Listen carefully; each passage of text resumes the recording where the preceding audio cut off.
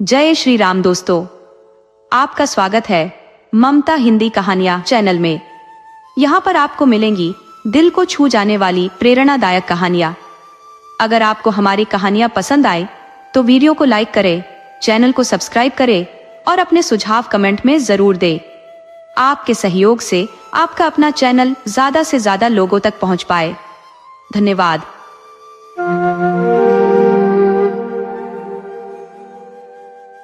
पंडित हृदयनाथ अयोध्या का नाम शहर में इज्जत से लिया जाता था। हालांकि वे धन कुबेर नहीं थे, लेकिन उनकी जिंदगी आराम से कट रही थी। उनकी आमदनी किराए की मिल्कियत से थी और हाल के दिनों में किराया भी बढ़ गया था। इससे उन्होंने एक सवारी तक रख ली थी। सोच विचार में बड़े गहरे थे, अच्छी पढ़ाई की थी और दुनियादारी का अनुभव भी खूब था, लेकिन हकीकत में काम करने की ताकत में कमी थी। समाज उनकी नजरों में एक ऐसा भूत था जिससे डरकर रहना जरूरी था। अगर समाज नाराज हो जाए तो कोई नहीं बचा सकता। उनकी पत्नी जागेश्वरी जैसे उनके ख्यालों का आईना थी।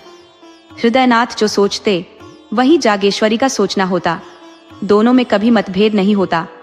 जागेश्वरी शिव भक्त थी और हृदयनाथ वैष्णव, लेकिन व्रत और दान में दोनों का भरोसा बराबर था। धर्म के मामले में उनकी निष्ठा साधारण शिक्षित लोगों से कहीं ज्यादा थी। शायद इसकी वजह यह थी कि उनके घर में एक ही संतान थी, वह भी बेटी। कैलाश कुमारी नाम की इस बेटी का विवाह जब वह 13 साल की थी तभी कर दिया गया। माता पिता की तमन्ना थी कि भगवान जल्द ही उसे पुत्रवती करे ताकि वे नवासे के नाम अपनी जायदाद लिखकर निश्चिंत हो जाएं। पर किस्मत को कुछ और ही मंजूर था। कैलाश कुमारी का गौना भी नहीं हुआ था कि उसका सुहाग उठ गया। वैधव्य के इस दुख ने उसकी उम्मीदों का दिया बुझा दिया। घर में मातम छा गया। माता पिता रो रो कर बेहाल थे, लेकिन कैलाश कुमारी को यह समझ ही नहीं आ रहा था कि सब क्यों रो रहे हैं। उसे शादी का मतलब तक नहीं पता था। पति तो उसकी सोच में कभी आया ही नहीं था। वह सोचती थी शायद औरतें इसलिए रोती हैं क्योंकि उनके पति घर चलाते हैं। मेरे घर में तो किसी चीज की कमी नहीं। बाबूजी हर चीज ला देते हैं, अम्मा हर मांग पूरी करती है, फिर मैं क्यों रोऊं? वह रोती तो सिर्फ इसलिए क्योंकि उसकी माँ रो रही थी। पति के लिए नहीं, बल्कि माँ के आंसुओं के लिए। कभी वह सोचती शायद ये सब डर रहे हैं कि मैं कुछ ऐसा न मांग लूं जो वे दे न सके। लेकिन मैं ऐसा कुछ क्यों मांगूंगी? कैलाश कुमारी की मासूमियत और उसके विचारों की सरलता ने उसे इस मातम से अलग कर दिया। वह सबके चेहरों को बस हैरानी से देखती रही। मैं उनसे आज भी कोई अपेक्षा नहीं करती, परंतु वह प्रतिदिन मेरे लिए स्वेच्छा से कुछ न कुछ लाते ही रहते हैं। क्या मैं अब कोई और बन जाऊंगी? उधर माँ का ये हाल था कि मेरी सूरत देखते ही उनकी आंखों से आंसू बहने लगते। पिता की अवस्था तो और भी दयनीय हो गई थी। उन्होंने घर आना जाना तक त्याग दिया था। अकेले कमरे में सिर पर हाथ रखकर उदासी में डूबे रहते। उन्हें सबसे अधिक दुख इस बात का था कि मेरी सखियां भी अब मुझसे मिलने नहीं आती।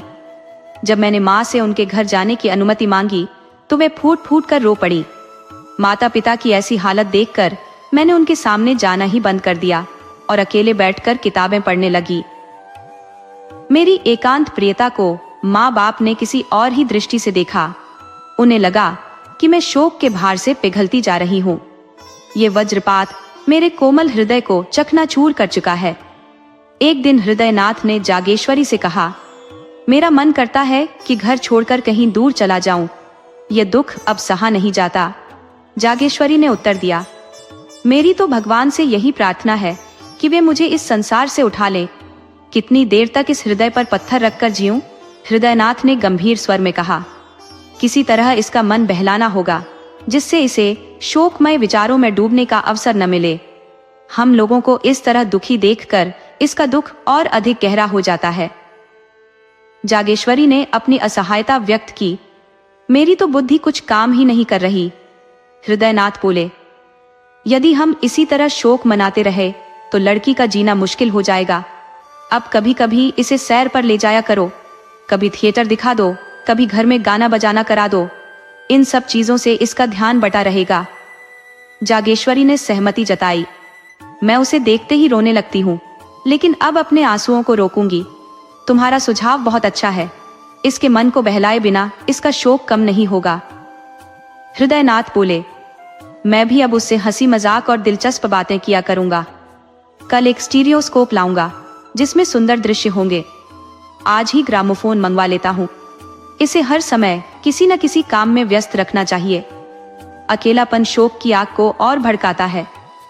उस दिन से जागेश्वरी ने कैलाश कुमारी के लिए हंसी खुशी के साधन जुटाने शुरू कर दिए। जब कैलाशी माँ के पास आती तो उसकी आंखों में आंसू नहीं बल्कि मुस्कान की झलक मिलती। जागेश्वरी मुस्कुराते हुए कहती, बेटी, आज थिएटर में बहुत मजेदार तमाशा है, चलो देखने चलते हैं। कभी गंगा स्नान का कार्यक्रम बनता तो माँ बेटी किश्ती पर बैठकर जल विहार करती। कभी दोनों शाम के समय पार्क में टहलने चली जाती। कैलाश कुमारी का जीवन धीरे धीरे पुनः मुस्कान की ओर लौटने लगा। धीरे धीरे सहेलियां फिर से आने जाने लगी। कभी सब मिलकर ताश खेलती तो कभी गाने बजाने में जुट जाती। पंडित हृदयनाथ ने भी मनोरंजन के लिए नई नई चीजें जुटानी शुरू कर दी। कैलाशी को देखते ही वह उत्साहित होकर कहते, आओ बेटी, आज तुम्हें कश्मीर की वादियों का अद्भुत नजारा दिखाऊं। कभी बोलते, चलो आज स्विट्जरलैंड के झरनों और वहां की खूबसूरती का आनंद ले। कभी ग्रामोफोन पर नई धुनें सुनाते। कैलाशी इन सभी मजेदार चीजों का भरपूर आनंद लेती। ऐसा सुख उसने पहले कभी महसूस नहीं किया था। इस तरह 2 साल गुजर गए। धीरे धीरे कैलाशी सैर सपाटे और तमाशों की ऐसी आदी हो गई कि अगर एक दिन थिएटर न जाती तो बेचैनी होने लगती। मनोरंजन हमेशा नई चीजों का दीवाना होता है और एक जैसी चीजों से बोर हो जाता है। थिएटर के बाद उसे सिनेमा का शौक लग गया। सिनेमा के बाद उसे मिसमेरिज्म और हिप्नोटिज्म के तमाशों का चस्का लग गया। ग्रामोफोन के नए नए रिकॉर्ड आने लगे और संगीत का शौक दिन ब दिन बढ़ता गया। बिरादरी में कहीं भी कोई कार्यक्रम होता तो माँ बेटी जरूर पहुंचती। कैलाशी हर समय इन सब के नशे में डूबी रहती। चलते हुए गुनगुनाती, बात करती तो थिएटर और सिनेमा की ही चर्चा करती। उसका जीवन अब कल्पना की दुनिया में बस चुका था। हकीकत की दुनिया से वह लगभग कट चुकी थी। न किसी के दुख से उसे कोई फर्क पड़ता, न ही किसी के लिए सहानुभूति बची थी। उसके स्वभाव में एक प्रकार की घमंड भरी लापरवाही आ गई थी। वह अपनी पसंद नापसंद पर बहुत गर्व करने लगी थी। सहेलियों के बीच डींगे मारती, यहाँ के लोग मूर्ख हैं, इन्हें सिनेमा की कद्र ही नहीं। सिनेमा का असली मोल तो पश्चिम के लोग समझते हैं। वहां मनोरंजन हवा की तरह जरूरी है। तभी तो वे इतने खुशमिजाज रहते हैं जैसे उन्हें किसी बात की चिंता ही नहीं। सहेलियां उसकी यह बातें सुनकर और उसकी तारीफ करती, लेकिन कैलाशी अपनी डींगों और घमंड में अक्सर खुद ही मजाक बन जाती। धीरे धीरे इन सैर सपाटों और तमाशों की चर्चा पड़ोसियों में फैलने लगी। लोग बातें बनाने लगे। किसी ने टोपी जरा तिरछी रख ली तो पड़ोसियों को चुभ जाती। कोई जरा इतराकर चला तो आवाजें कसी जाती। लोगों ने कहना शुरू किया, विधवा का काम तो पूजा पाठ करना, तीर्थ व्रत करना, सादा खाना और पहनना है, उसे इन तमाशों और रंगीनियों की क्या जरूरत। कुछ कहते, बेटी प्यारी है लेकिन शर्म हया भी तो कोई चीज होती है। जब माँ बाप ही उसे सिर चढ़ा रहे हैं तो गलती उसकी क्या। मगर एक दिन ऐसा जरूर आएगा जब हकीकत सबके सामने होगी। महिलाएं आपस में कहती, बाप तो आखिर मर्द है, लेकिन ये माँ कैसी है, उसे जरा भी ख्याल नहीं कि दुनिया क्या कहेगी। ऐसा लग रहा है जैसे सिर्फ उसकी ही बेटी हो। इस तरह मन बढ़ाना सही नहीं। कुछ दिन तक यही खिचड़ी पकती रही। आखिरकार एक दिन कुछ महिलाएं जागेश्वरी के घर आ धमकी। जागेश्वरी ने बड़ी ही आवभगत से उनका स्वागत किया।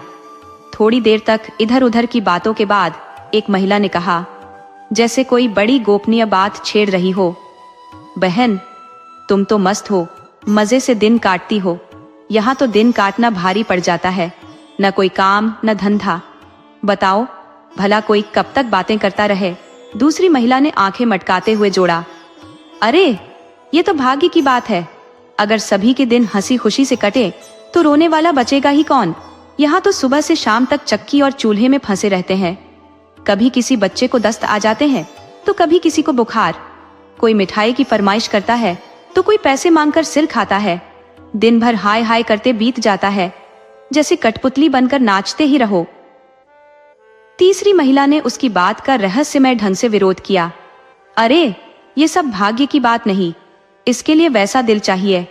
तुम्हें तो कोई राजगद्दी पर भी बैठा दे, तब भी तुम्हें चैन नहीं मिलेगा, तब और भी रोगी। तभी एक वृद्धा ने गंभीरता से कहा, ऐसा दिल, ये दिल नहीं पत्थर है। भला ऐसा कौन सा दिल जो घर में चाहे आग लग जाए, दुनिया हंस रही हो, मगर आदमी अपने राग रंग में डूबा रहे। गृहिणी कहलाने का मतलब यही है कि अपने घर बार की चिंता करो, मौज मस्ती में दिन काटना गृहिणी का काम नहीं। उनके इन कड़वे शब्दों ने बाकी औरतों को लज्जित कर दिया।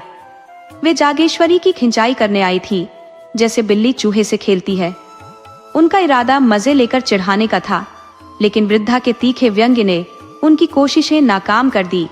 हालांकि जागेश्वरी के लिए ये एक बड़ा सबक बन गया। महिलाओं के जाने के बाद जागेश्वरी ने सारी बात अपने पति को बताई। हृदयनाथ वैसे इंसान नहीं थे जो हर बात पर अपनी जिद ठान ले और उसे आत्म स्वतंत्रता का नाम दे दे। वह सोचते हुए बोले, तो अब क्या करना होगा? जागेश्वरी ने मायूस होकर कहा, तुम ही कुछ उपाय सुझाओ। हृदयनाथ, पड़ोसियों द्वारा लगाए गए आरोप पूरी तरह से वाजिब है। कैलाश कुमारी के स्वभाव में मुझे भी एक अजीबोगरीब बदलाव नजर आ रहा है। ये साफ महसूस हो रहा है कि उसकी मनः स्थिति के लिए जो उपाय हमने किए वे उपयुक्त नहीं है।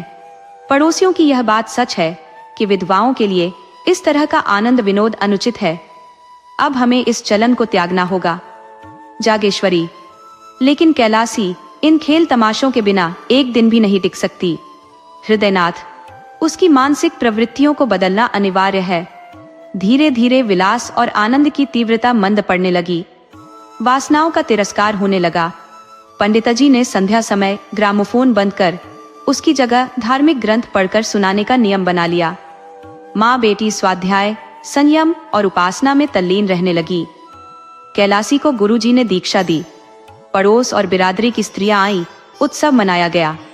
अब माँ बेटी गंगा की किश्ती पर सैर करने के बजाय केवल स्नान के लिए जाती। मंदिरों में नियमित रूप से दर्शन के लिए जाने लगी। उन्होंने एकादशी के निर्जल व्रत का पालन भी शुरू कर दिया। गुरुजी नित्य संध्या को धर्मोपदेश देने लगे। पहले पहल यह बदलाव कैलाशी के लिए अत्यंत कठिनाईपूर्ण प्रतीत हुआ, लेकिन धर्मनिष्ठा तो नारी का स्वाभाविक गुण है। जल्द ही उसे धर्म में रुचि होने लगी। उसे अपनी स्थिति का गहरा बोध हुआ। विषय वासनाओं से मन स्वयं खींचने लगा। अब उसे पति का वास्तविक अर्थ समझ आने लगा था। पति न केवल नारी का सच्चा मित्र, बल्कि सच्चा पथ प्रदर्शक और सहायक भी है। पति विहीन होना किसी भयंकर पाप का प्रायश्चित्त जैसा है। कैलाशी ने महसूस किया कि पूर्व जन्म में उसने अवश्य कोई ऐसा कर्म किया होगा जिसके कारण उसे यह दशा झेलनी पड़ रही है। उसने सोचा कि यदि उसके पतिदेव जीवित होते तो वह पुनः मायाजाल में फंस जाती और प्रायश्चित्त का यह अवसर कभी न मिलता। गुरुजी का यह कथन उसे सत्य प्रतीत होने लगा कि विधवापन यातना नहीं, बल्कि आत्मोद्धार का साधन है। त्याग, विराग, भक्ति और उपासना के माध्यम से ही उद्धार संभव है। यह विचार कैलाशी के मन में दृढ़ हो गया। कुछ ही समय बाद उसकी धार्मिक प्रवृत्ति इतनी प्रबल हो गई कि वह अन्य प्राणियों से अलग थलग रहने लगी। वह किसी को छूने से कतराने लगी, नौकरानियों से दूर रहती, सहेलियों से गले मिलने से भी परहेज करती। दिन में 2-3 बार स्नान करना उसका नियम बन गया। हर समय किसी न किसी धर्म ग्रंथ का पाठ करती रहती। साधु महात्माओं की सेवा और सत्कार में उसे अद्भुत आत्मिक सुख मिलने लगा। जहां कहीं किसी महात्मा के आगमन की सूचना पाती, उनके दर्शन के लिए व्याकुल हो उठती। इस नए जीवन में उसे एक अलौकिक आनंद की अनुभूति होने लगी। उनकी मधुर वाणी से कान तृप्त नहीं होते थे। मन संसार से विरक्ति की ओर अग्रसर होने लगा। ध्यान और विचार में इतनी तल्लीनता हो गई कि घंटों बीत जाते। सामाजिक बंधन अब बंधन नहीं, बल्कि बेड़िया प्रतीत होने लगे। हृदय किसी पंछी की भांति स्वतंत्रता के लिए छटपटाने लगा। 3 ही वर्षों में कैलाश कुमारी ने संन्यास ग्रहण करने का दृढ़ निश्चय कर लिया। जब यह बात माँ बाप तक पहुंची तो मानो उनके पैरों तले जमीन खिसक गई। माँ ने घबरा कर कहा, बेटी, तुम्हारी उम्र ही क्या है जो तुम ऐसी बातें सोचने लगी हो? कैलाश कुमारी ने शांत स्वर में उत्तर दिया, माँ, माया मोह से जितनी जल्दी मुक्त हो जाए उतना ही अच्छा। हृदयनाथ ने समझाते हुए कहा, क्या अपने घर में रहकर माया मोह से छुटकारा नहीं पा सकती। माया मोह का स्थान मन में होता है, घर में नहीं। जागेश्वरी ने चिंतित स्वर में कहा, लोग कितनी बातें बनाएंगे, बदनामी तो होगी ही। कैलाश कुमारी ने दृढ़ता से उत्तर दिया, मैंने खुद को भगवान के चरणों में समर्पित कर दिया है, बदनामी की मुझे परवाह नहीं। जागेश्वरी ने असहाय होकर कहा, बेटी, तुम्हें परवाह ना हो, पर हमें तो है। हमारा सहारा केवल तुम हो। अगर तुमने संन्यास ले लिया तो हम किसके सहारे जिएंगे? कैलाश कुमारी ने निष्प्रह भाव से उत्तर दिया, परमात्मा ही सबका सहारा है, किसी अन्य प्राणी पर निर्भर होना भ्रम है। दूसरे ही दिन यह बात पूरे मोहल्ले में फैल गई। लोगों के लिए यह किसी छटपटी चर्चा से कम नहीं था। जब कोई परिस्थिति कठिन हो जाती है तो लोग उस पर व्यंग्य करना शुरू कर देते हैं। यह तो होना ही था, इसमें नई बात क्या है? बेटियों को इतना छूट न दीजिए कि वे हाथ से निकल जाएं। पहले फूले नहीं समाते थे कि लड़की ने कुल का नाम रोशन कर दिया। अब देखिए, पुराण पढ़ती है, वेदांत पर तर्क करती है और धार्मिक विषयों पर विद्वानों को निरुत्तर कर देती है। अब पछता रहे हैं। कुछ दिनों तक भद्र पुरुषों के बीच यही चर्चा होती रही, पर जैसे एक बच्चा गिरकर रोने लगे तो पहले हम उसे डांटते हैं और फिर गोद में लेकर पुचकारते हैं, वैसे ही इन भद्र पुरुषों ने भी व्यंग्य करने के बाद समस्या का समाधान ढूंढने की कोशिश शुरू की। कई सज्जन हृदयनाथ के पास पहुंचे और सिर झुकाकर बैठ गए। बात की शुरुआत कैसे हो ये समझ नहीं आया। कुछ मिनटों की खामोशी के बाद एक सज्जन बोले, सुना है कि डॉक्टर गॉड का प्रस्ताव आज बहुमत से पास हो गया। दूसरे बोले, ये लोग हिंदू धर्म का सत्यानाश कर देंगे। तीसरे ने गंभीर स्वर में कहा, सत्यानाश तो हो ही रहा है, अब इससे ज्यादा और क्या होगा? जब हमारे साधु महात्मा, जो हमारी संस्कृति के स्तंभ है, भोली भाली युवतियों को भ्रमित करने से नहीं चूकते तो नाश होना तय है। हृदयनाथ बोले, ये मुसीबत तो जैसे मेरे ही हिस्से में आनी थी, आप सब जानते ही हैं। पहले सज्जन बोले, आप ही के सिर क्यों, ये संकट तो हम सभी का है। दूसरे ने समर्थन किया, पूरी जाति के सिर कहिए। हृदयनाथ ने असमंजस में कहा, कोई उपाय सोचिए इस विपत्ति से उबरने का। पहले सज्जन ने सवाल किया, आपने समझाने की कोशिश की? हृदयनाथ ने निराशा जताई, बहुत कोशिश की, पर वह सुनने को तैयार ही नहीं। तीसरे सज्जन बोले, गलती तो पहले ही हुई, उसे इस रास्ते पर बढ़ने ही क्यों दिया गया? पहले सज्जन ने चिढ़ते हुए कहा, अब पछताने से क्या होगा, जो हो चुका उसे सुधारने का रास्ता ढूंढना चाहिए। आपने अखबारों में पढ़ा होगा, कुछ लोग कहते हैं कि विधवाओं को शिक्षिका का काम देना चाहिए। यह उपाय मुझे भी बहुत अच्छा नहीं लगता, लेकिन यह सन्यासिनी बनने से तो कहीं बेहतर है। कम से कम लड़की अपनी आंखों के सामने तो रहेगी। बात सिर्फ इतनी है कि उसे ऐसा काम मिलना चाहिए जिसमें उसका मन लग सके। खाली मन हमेशा भटकने की ओर अग्रसर रहता है, जैसे वीरान घर में चमगादड़ घुस जाते हैं। दूसरे सज्जन ने सुझाव दिया, यह बात सही है, मोहल्ले की कुछ लड़कियों को पढ़ाने के लिए बुला लें, उन्हें किताबें, खिलौने, इनाम वगैरह दिए जाए। इससे उनका भी मन लगेगा और उसकी भी व्यस्तता बढ़ेगी। हृदयनाथ ने सहमति जताई, यह विचार देखा जा सकता है, मैं कोशिश करूंगा उसे समझाने की। जैसे ही ये लोग वहां से विदा हुए, हृदयनाथ ने कैलाश कुमारी के सामने यह प्रस्ताव रखा। लेकिन कैलाश कुमारी को सन्यासी बनने की ऊंचाई के सामने शिक्षिका बनना एक अपमान जैसा लगा। कहाँ वह संतों का संग, हिमालय की गुफाएं, प्रकृति की अद्भुत सुंदरता, हिमालय की ज्ञानमय शांति, मानसरोवर और कैलाश के पवित्र दृश्य, और कहाँ बच्चों को पढ़ाना। यह सब उसे बहुत छोटा और तुच्छ जान पड़ा। लेकिन हृदयनाथ ने कई दिनों तक उसे सेवा धर्म की महानता का पाठ पढ़ाया। उन्होंने कहा, सेवा ही सच्चा सन्यास है। सन्यासी तो सिर्फ अपनी मुक्ति चाहता है, लेकिन सेवा व्रतधारी खुद को परमार्थ की वेदी पर समर्पित कर देता है। सेवा का गौरव सन्यास से कहीं अधिक है। सोचो, दधीचि ऋषि का त्याग, हरिश्चंद्र की सत्यनिष्ठा, इनकी कीर्ति कहां तक पहुंची है। सन्यास स्वार्थ है और सेवा त्याग। उन्होंने अपने विचारों को वेदों और उपनिषदों के मंत्रों से प्रमाणित किया। धीरे धीरे कैलाश कुमारी के विचार बदलने लगे। पंडितजी ने मोहल्ले की लड़कियों को इकट्ठा किया और पाठशाला शुरू कर दी। बच्चों के लिए तरह तरह के चित्र और खिलौने मंगवाए। इस प्रकार कैलाश कुमारी ने सेवा धर्म की राह पर चलने का निश्चय किया। पंडित जी खुद कैलाश कुमारी के साथ मिलकर लड़कियों को पढ़ाने में जुटे रहते। कन्याएं बड़ी दिलचस्पी से आती और उन्हें यहाँ की पढ़ाई किसी खेल जैसा महसूस होती। थोड़े ही वक्त में पाठशाला की चर्चा चारों तरफ फैल गई और दूसरे मोहल्लों की लड़कियां भी यहाँ आने लगी। कैलाश कुमारी की सेवा भावना दिन ब दिन गहराने लगी। वह दिन भर लड़कियों के साथ व्यस्त रहती, कभी उन्हें पढ़ाती, कभी खेल खिलाती, तो कभी उन्हें सीना पिरोना सिखाती।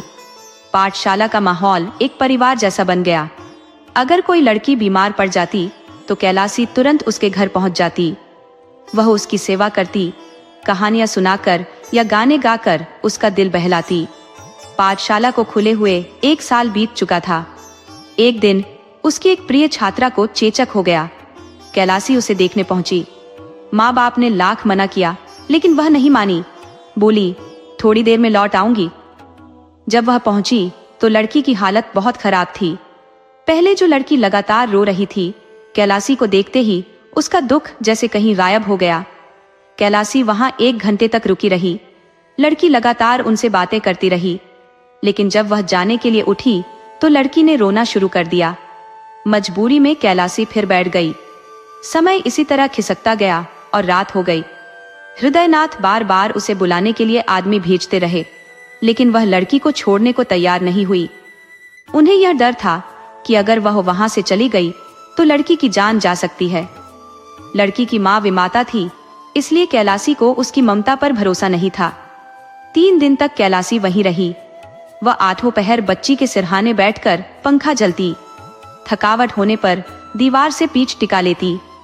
चौथे दिन लड़की की हालत थोड़ी संभली तो वह अपने घर लौटी, लेकिन अभी स्नान भी नहीं कर पाई थी कि खबर आई, जल्दी आइए, लड़की की हालत फिर बिगड़ गई है। हृदयनाथ ने झुंझलाकर कहा, कह दो अस्पताल से कोई नर्स बुला ले। कैलाशी ने शांत स्वर में जवाब दिया, दादा आप गुस्सा क्यों होते हैं?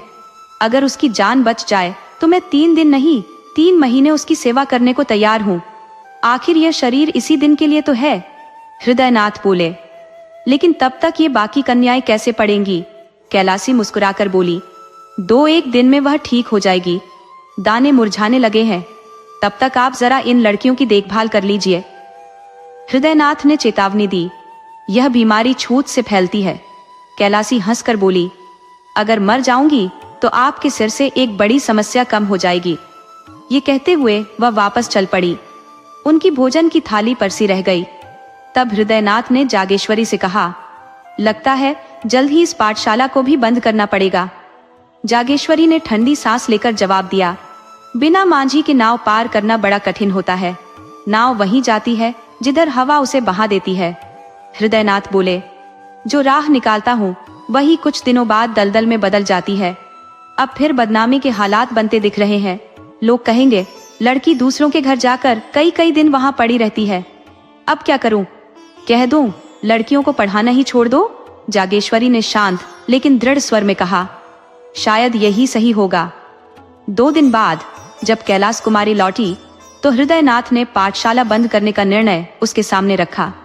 कैलाशी की आंखों में आग सी चमक उठी। तीव्र स्वर में बोली, अगर आपको बदनामी का इतना डर है तो मुझे जहर दे दीजिए। इसके सिवा बदनामी से बचने का और कोई उपाय नहीं। हृदयनाथ ने समझाते हुए कहा, बेटी संसार में रहकर तो संसार के नियमों के अनुसार ही चलना पड़ता है। कैलाशी का चेहरा आक्रोश से भर गया। बोली, तो यह भी तो मालूम हो कि संसार मुझसे चाहता क्या है? मैं एक चेतन प्राणी हूँ, जड़ वस्तु नहीं। मैं अपने आप को अभागिनी क्यों मानूं? मैं अपनी रोटी खाकर चुपचाप क्यों पड़ी रहूं? संसार मुझे जो भी समझे, लेकिन मैं खुद को अभागिनी नहीं मानती। अपने आत्मसम्मान की रक्षा करना मैं जानती हूँ। ये मेरे लिए असहनीय है कि हर कदम पर मुझ पर शक किया जाए। ऐसा महसूस हो जैसे कोई चरवाहा लाठी लिए मेरे पीछे पीछे घूम रहा हो कि मैं कहीं भटक न जाऊं।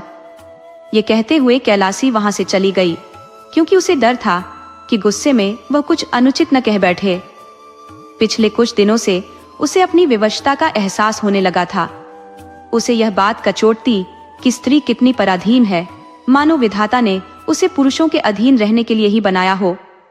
यह सोचकर वह समाज के अत्याचार पर दांत भींच लेती। अगले ही दिन से पाठशाला बंद हो गई, लेकिन उसी दिन से कैलाश कुमारी के मन में पुरुषों के प्रति जलन की चिंगारी जल उठी। जिस सुख सुविधा से भाग्य हमें वंचित करता है, उससे अक्सर द्वेष हो जाता है। जैसे गरीब अमीरों से जलते हैं, वैसे ही कैलाशी सोचती कि स्त्री पुरुष पर इतनी निर्भर क्यों है? क्यों पुरुष ही स्त्री के भाग्य का निर्धारक है? क्यों स्त्री हर समय पुरुष का मुंह ताके? वह अपने ही विचारों से झुंझलाने लगी। उसे लगने लगा कि नारी हृदय के कोमल भाव, जिनकी कभी प्रशंसा की जाती थी, अब उसे दास्ता का प्रतीक लगने लगे। प्रेम और समर्पण जैसे शब्द उसके लिए तिरस्कार के सामान हो गए। ये सब बनावटी बातें हैं। सच्चाई ये है कि स्त्री पुरुष पर निर्भर है। अगर वह उसकी खुशामद या सेवा न करे तो उसका गुजारा कैसे होगा? एक दिन कैलाश कुमारी ने अपने बाल संवार कर जोड़े में गुलाब का फूल लगा लिया। माँ ने देखा तो जीभ काट ली। घर की मेहरियों ने अपनी छाती पर हाथ रखकर घबराहट जताई।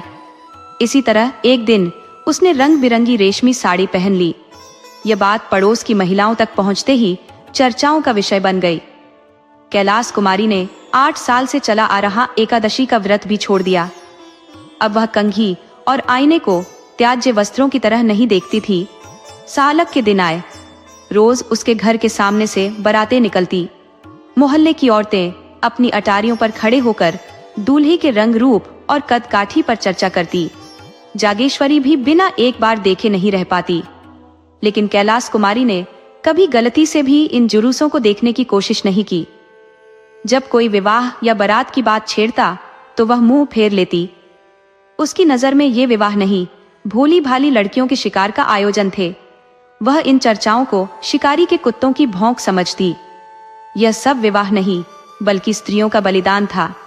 तीज का व्रत आया, घरों में साफ सफाई शुरू हो गई। महिलाएं व्रत की तैयारियों में जुट गई। जागेश्वरी ने भी पूजा का सामान मंगाया और नई साड़ियां खरीदवाई। कैलाश कुमारी के ससुराल से हर बार की तरह कपड़े, मिठाइयां और खिलाने आए। ये व्रत खास तौर पर विवाहिता स्त्रियों के लिए था, जिसका फल उनके पति की दीर्घायु मानी जाती है। विधवाएं भी इसे आध्यात्मिक मान्यता के साथ करती थी। कैलाश कुमारी ने हमेशा यह व्रत रखा था, लेकिन इस बार उसने ठान लिया कि वह व्रत नहीं रखेगी। माँ ने माथा पकड़ लिया, बोली, बेटी, यह व्रत धर्म है। कैलाश कुमारी ने सवाल किया, पुरुष भी स्त्रियों के लिए कोई व्रत रखते हैं? जागेश्वरी ने असमंजस में जवाब दिया, मर्दों में ऐसी कोई परंपरा नहीं है।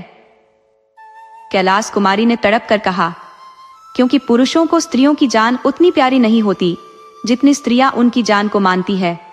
जागेश्वरी ने समझाने की कोशिश की, स्त्रियां पुरुषों की बराबरी नहीं कर सकती। उनका धर्म है कि वे अपने पुरुष की सेवा करें। कैलाश कुमारी ने दृढ़ स्वर में कहा, मैं इसे अपना धर्म नहीं मानती। मेरे लिए अपने आत्मसम्मान और आत्मा की रक्षा से बड़ा कोई धर्म नहीं है। जागेश्वरी ने बेबस होकर कहा, बेटी, ये तो गजब होगा। लोग क्या कहेंगे? कैलाश कुमारी, फिर वही समाज की बातें। मुझे अपनी आत्मा के सिवा किसी और का भय नहीं है। जब हृदयनाथ ने जागेश्वरी से यह चर्चा सुनी तो उनके मन में चिंताओं का तूफान उठ खड़ा हुआ। यह सब बातें आखिर किस ओर इशारा करती हैं? क्या यह आत्मसम्मान का प्रकट होना है या निराशा की कठोर लीला? अक्सर जब धनहीन व्यक्ति के पास कष्ट से मुक्ति का कोई रास्ता नहीं बचता तो वह संकोच और लज्जा को परे छोड़ देता है। यह तो तय है कि इस स्थिति में निराशा ने एक विकट रूप अख्तियार कर लिया है। सामान्य परिस्थितियों में निराशा अपने स्वाभाविक स्वरूप में दिखाई देती है, परंतु स्वाभिमानी व्यक्तियों में यह एक सजीव और परिमार्जित रूप ले लेती है। यहाँ पर यह कोमल भावनाओं को निगलकर चरित्र में अस्वाभाविक बदलाव लाने लगती है। ऐसी स्थिति में मनुष्य लोक लाज और उपहास की परवाह करना छोड़ देता है। नैतिक बंधनों का अस्तित्व समाप्त हो जाता है। यही निराशा की चरम सीमा है। हृदयनाथ इन गहरे विचारों में डूबे हुए थे कि जागेश्वरी ने उन्हें टोका। अब क्या किया जाए? हृदयनाथ ने गहरी सांस लेकर कहा, क्या बताऊं? जागेश्वरी ने चिंता में पूछा, क्या कोई उपाय है? हृदयनाथ, बस एक ही रास्ता है, लेकिन उसे जुबान पर लाना मेरे लिए मुश्किल है। दोस्तों, आपको कहानी कैसी लगी? अपने सुझाव कमेंट करना न भूले। तो चलिए आज की अगली कहानी शुरू करते हैं।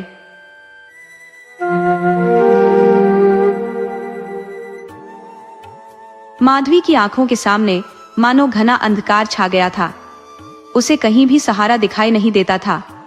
न कोई उम्मीद की किरण थी, न ही किसी मददगार का आसरा।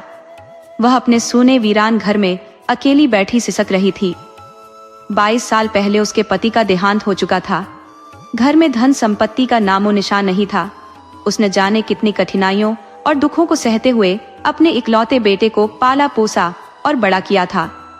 आज वही जवान बेटा उसकी गोद से छीन लिया गया था। और छीनने वाले कौन थे? अगर मृत्यु ने छीना होता तो शायद वह चुपचाप सहन कर लेती। मौत पर तो किसी का वश नहीं होता, मगर यह अत्याचार स्वार्थियों के हाथों हुआ था और यह उसे सहन नहीं हो रहा था। उसकी आत्मा बार बार व्याकुल हो उठती थी। मन करता था कि अभी उस जालिम से बदला लेने निकल पड़े जिसने उसकी खुशियों पर यह क्रूर वार किया। या तो उसे खत्म कर दूं या खुद खत्म हो जाऊं, बस दिल को चैन मिल जाएगा। कितना प्यारा, कितना होनहार लड़का था। वही तो उसके पति की आखिरी निशानी था। उसका जीवन उसी पर टिका था। वह लड़का अब जेल की सलाखों के पीछे किस तरह की यातनाएं झेल रहा होगा, और उसका गुनाह क्या था? कुछ भी नहीं। पूरा मोहल्ला उस पर जान छिड़कता था। स्कूल के अध्यापक उसकी तारीफ करते नहीं थकते थे। अपनों परायों का वह चहेता था। उसकी कोई शिकायत कभी किसी ने सुनी तक नहीं थी। जो माताएं अपने बच्चों के गुणों पर गर्व करती थी, वे भी माधवी को बधाई देती थी। कितना सभ्य, कितना दयालु, कितना परोपकारी लड़का है। खुद भूखे सो जाता, लेकिन उसके दरवाजे पर आया कोई भी मेहमान कभी निराश नहीं लौटता। ऐसा लड़का क्या जेल में जाने के काबिल था? उसका गुनाह बस यही था कि वह अपने आसपास के दुखी लोगों का दर्द बयां कर देता था। अत्याचार के शिकार लोगों की मदद के लिए हर वक्त तैयार रहता था। क्या यही उसका अपराध था? क्या दूसरों की सहायता करना भी गुनाह है? किसी को अपने घर में शरण देना गुनाह है? इस लड़के का नाम आत्मानंद था। दुर्भाग्य से उसमें वे सारे गुण थे जो उसे जेल तक ले जाने के लिए काफी थे। वह निर्भीक था, अपनी बात खुलकर कहने वाला था। उसमें हिम्मत थी, देश प्रेम था, निस्वार्थ भावना थी और अपने कर्तव्य के प्रति समर्पण था। जेल जाने के लिए ऐसे ही गुणों की जरूरत होती है। आजाद लोगों के लिए ये गुण स्वर्ग के दरवाजे खोलते हैं, लेकिन गुलाम लोगों के लिए यही नरक का द्वार बन जाते हैं। आत्मानंद की सेवा, उसके भाषण और उसके राजनीतिक लेख उसे सरकार की निगाहों में चढ़ा चुके थे। पुलिस विभाग का हर कर्मचारी ऊपर से लेकर नीचे तक उस पर चौकसी रखता था। उसकी हर हरकत पर नजर गड़ी रहती थी। एक भयंकर डाके की घटना ने जिले में ऐसा मौका दिया जो आत्मानंद के जीवन को बदल कर रख गया। उनके घर की तलाशी ली गई, जहां से कुछ पत्र और लेख बरामद हुए, जिन्हें पुलिस ने डाके की साजिश का पक्का सबूत मान लिया। 20 के करीब युवा पकड़े गए और आत्मानंद को इन सब का सरगना घोषित किया गया। गवाहियां जुटाई गईं। इस बेरोजगारी और महंगाई के समय में आत्मा से सस्ती कोई चीज शायद ही मिल सके। बेचने को किसी के पास बचा ही क्या है? हल्की सी लालच देकर बेहतरीन गवाहियां खरीदी जा सकती है, और जब पुलिस के शिकंजे में हो तो घटिया से घटिया गवाही भी देववाणी का रूप धारण कर लेती है। गवाहियां सामने आई। महीनों तक अदालत में सुनवाई का नाटक चलता रहा। ये मुकदमा नहीं बल्कि एक प्रहसन था। अंततः सभी अभियुक्तों को सजा सुना दी गई। आत्मानंद को सबसे कठोर दंड मिला, 8 साल का कठिन कारावास। माधवी रोज अदालत जाती, एक कोने में बैठकर सारा तमाशा देखती। उसे यह एहसास नहीं था कि इंसानी फितरत इतनी कमजोर, इतनी निर्दयी और इतनी गिरी हुई हो सकती है। जब आत्मानंद को सजा सुनाई गई और वह अपनी मां को प्रणाम कर सिपाहियों के साथ चला, तब माधवी वहीं बेहोश होकर गिर पड़ी। कुछ दयालु लोगों ने उसे तांगे में बिठाकर घर तक पहुंचाया। होश में आने के बाद से उसके दिल में ऐसा दर्द उठ रहा था जो किसी भी तरह शांत नहीं होता। उस आत्मिक पीड़ा की अवस्था में उसके जीवन का केवल एक ही लक्ष्य स्पष्ट दिख रहा था, इस अन्याय का प्रतिशोध लेना। जहां पहले पुत्र उसका जीवन सूत्र था, अब उसका संबल शत्रुओं से बदला लेना बन चुका था। जीवन में अब उसके लिए कोई आशा नहीं बची थी। इस अपमान का बदला लेकर ही वह अपने जीवन को सार्थक समझेगी। उस निर्दयी बागची ने उसे जिन आंसुओं में डुबो दिया, उसी तरह वह भी उसे रोने पर मजबूर करेगी। नारी का हृदय कोमल होता है, पर केवल तब तक जब तक परिस्थितियां अनुकूल हो। जिस पल पुरुष उसका सर्वनाश कर दे, उस पल स्त्री के भीतर भी वही घृणा और क्रोध जन्म लेता है जो पुरुष के भीतर होता है।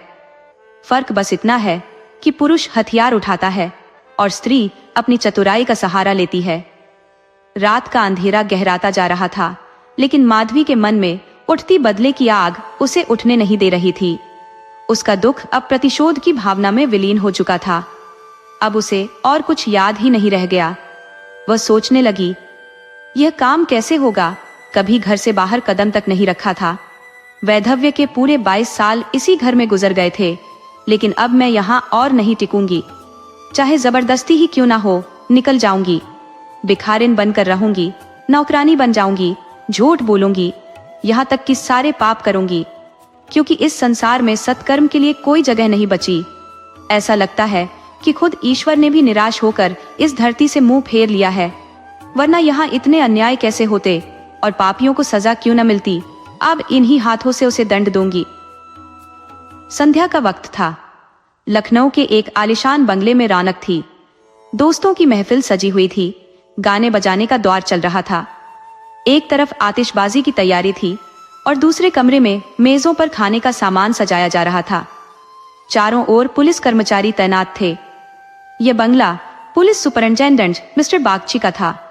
कुछ दिन पहले ही उन्होंने एक चर्चित मुकदमा जीता था और अफसरों ने उनकी तरक्की कर दी थी। उसी खुशी में यह जलसा रखा गया था। वैसे भी ऐसे आयोजन उनके यहाँ आम थे। गायक मुफ्त में मिल जाते थे, आतिशबाजी मुफ्त की होती थी, फल मेवे और मिठाइयाँ बाजार से आधे दाम पर आ जाती थी। बस छुटकी में दावत का इंतजाम हो जाता था। जहाँ दूसरों के 100 रुपये खर्च होते, वहाँ उनका 10 रुपये में काम हो जाता। दौड़ भाग करने के लिए सिपाहियों की पूरी टोली जो थी। और यह चर्चित मुकदमा क्या था? वही मुकदमा जिसमें निर्दोष युवकों को झूठी गवाहियों के सहारे जेल में ठूस दिया गया था। गाना खत्म हुआ और लोग खाने पर बैठे। जो मजदूर और पल्लेदार बाजार से दावत और सजावट का सामान लाए थे, वे मन में गालियां देते हुए चले गए। लेकिन एक बूढ़ी औरत अभी भी दरवाजे पर बैठी थी। बाकी मजदूरों की तरह वह न तो गुस्से में भुनभुना रही थी, न ही कोई शिकायत कर रही थी, बल्कि हुक्म मिलते ही खुशमिजाज मजदूर की तरह दौड़ दौड़ कर काम कर रही थी।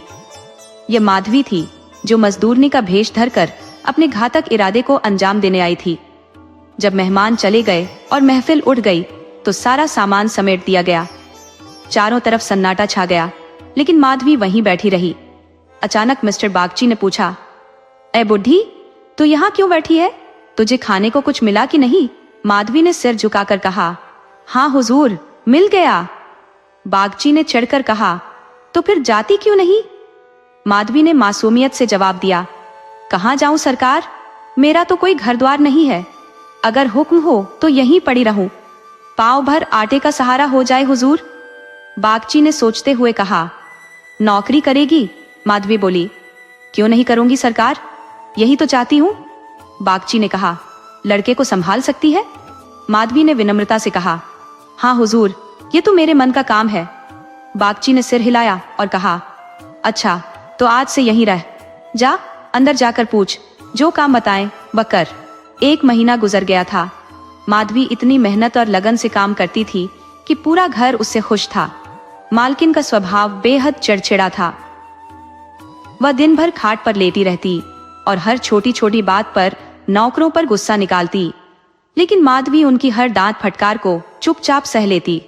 इससे पहले कोई भी दाई मुश्किल से 1 हफ्ता टिक पाती थी, पर माधवी का सहनशील मन ऐसा था कि कितनी भी कटु बातें सुनकर भी उसके चेहरे पर शिकन तक न आती। मिस्टर बागची के कई बच्चे हो चुके थे, मगर यह सबसे छोटा बच्चा ही जिंदा बचा था। बच्चे स्वस्थ पैदा होते, मगर जन्म लेते ही किसी न किसी बीमारी की चपेट में आ जाते। कोई 2-4 महीने जीता, कोई साल भर, और फिर चल बसता। इस शिशु पर माँ बाप दोनों की जान बसती थी। उसे मामूली सर्दी जुकाम भी हो जाए तो दोनों बेचैन हो जाते। पढ़े लिखे होने के बावजूद बच्चे की सलामती के लिए टोने टोटके, ताबीज जंतर, हर चीज आजमाने को तैयार रहते। ये बच्चा माधवी से इस कदर घुल मिल गया था कि एक पल के लिए भी उसकी गोद से उतरना गवारा न करता। अगर माधवी थोड़ी देर के लिए भी दूर हो जाती तो वह रो रो कर घर सिर पर उठा लेता। वही सुलाती तो बच्चा सोता, वही दूध पिलाती तो वह पीता। उसके बिना कोई उसे बहला नहीं सकता था। उसने माधवी को ही अपनी माँ समझ लिया था। माधवी के अलावा वह किसी और को अपना मानता ही नहीं था।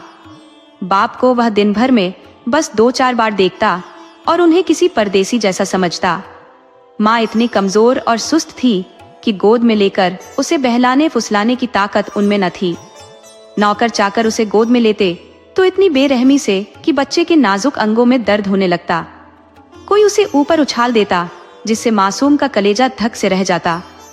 इन सब बातों से वह उनसे डरता था। केवल माधवी थी जो उसकी नाजुक भावनाओं को समझती थी। वह जानती थी कि कब क्या करने से बच्चा खुश होगा। शायद इसी वजह से बच्चा उससे बेहद लगाव रखता था। माधवी ने सोचा था कि इस घर में धन दौलत की कोई कमी नहीं होगी, लेकिन उसे हैरत तब हुई जब उसने देखा कि यहाँ बड़ी मुश्किल से महीने का खर्च चलता है। नौकरों से हर पैसे का हिसाब लिया जाता था और कई बार जरूरी चीजें भी टाल दी जाती थी। एक दिन माधवी ने कहा, बच्चे के लिए कोई अच्छी सी गाड़ी क्यों नहीं मंगवा लेती? गोद में उसे उठाए रखना मुश्किल हो जाता है। मिसेस बागची ने निराश होकर कहा, कहाँ से लाऊं? कम से कम 500-600 रुपए में आएगी। इतने पैसे कहाँ है? माधवी ने हैरानी से कहा। मालकिन, आप भी ऐसा कहती है? मिसेस बागची ने कहा। मैं कोई झूठ नहीं बोलती। बाबूजी की पहली पत्नी से 5 बेटियां हैं। वे सभी इस समय इलाहाबाद के स्कूल में पढ़ाई कर रही हैं। बड़ी बेटी की उम्र 15-16 साल से कम नहीं होगी। आधा वेतन तो उनकी पढ़ाई लिखाई पर ही चला जाता है। फिर उनकी शादियों की चिंता भी सिर पर है। 5 के विवाह में कम से कम 25,000 रुपए का खर्च आएगा। इतने पैसे कहाँ से आएंगे? इस चिंता ने ही मेरी जान निकाल रखी है।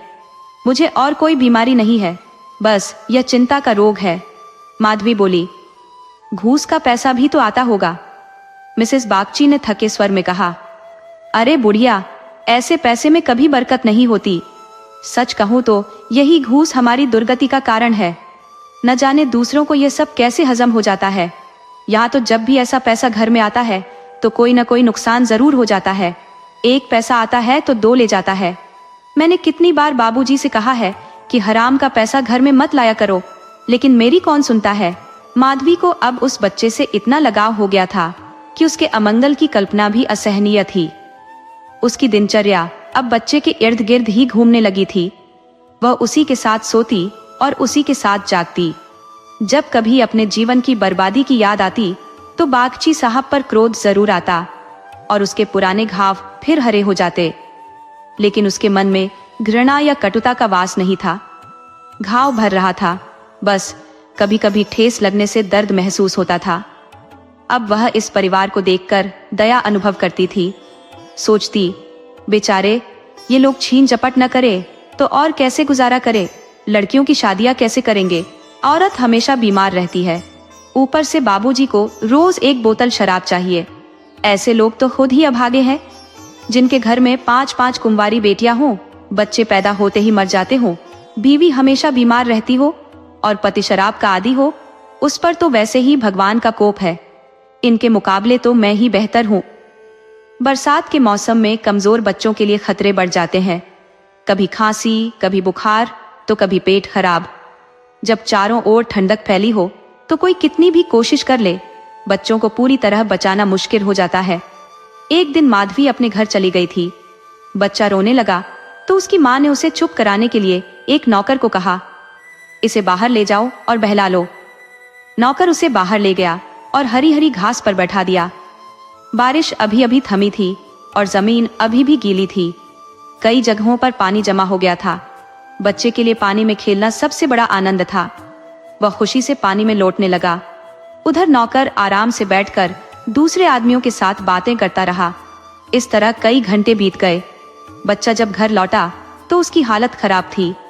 उसकी नाक से पानी बह रहा था और वह बार बार खांस रहा था। रात को जब माधवी ने उसे देखा तो उसकी खांसी बढ़ चुकी थी। आधी रात के करीब उसके गले से अजीब सी घरघराहट सुनाई देने लगी। माधवी का मन कांप उठा। उसने फौरन स्वामिनी को जगाया और घबरा कर बोली, देखिए बच्चे को क्या हुआ है? क्या ठंड लग गई है? स्वामिनी भी चिंतित हो उठी। उसने बच्चे की स्थिति को देखा और गहरी आवाज में बोली, हाँ, ठंड ही लग रही है। वह हड़बड़ाकर खड़ी हो गई। बच्चे की आवाज सुनते ही उसका चेहरा उतर गया। उसने फौरन कहा, जल्दी आग जलाओ, थोड़ी छोकर की पोटली बनाकर सेंक करो, इससे आराम मिलेगा।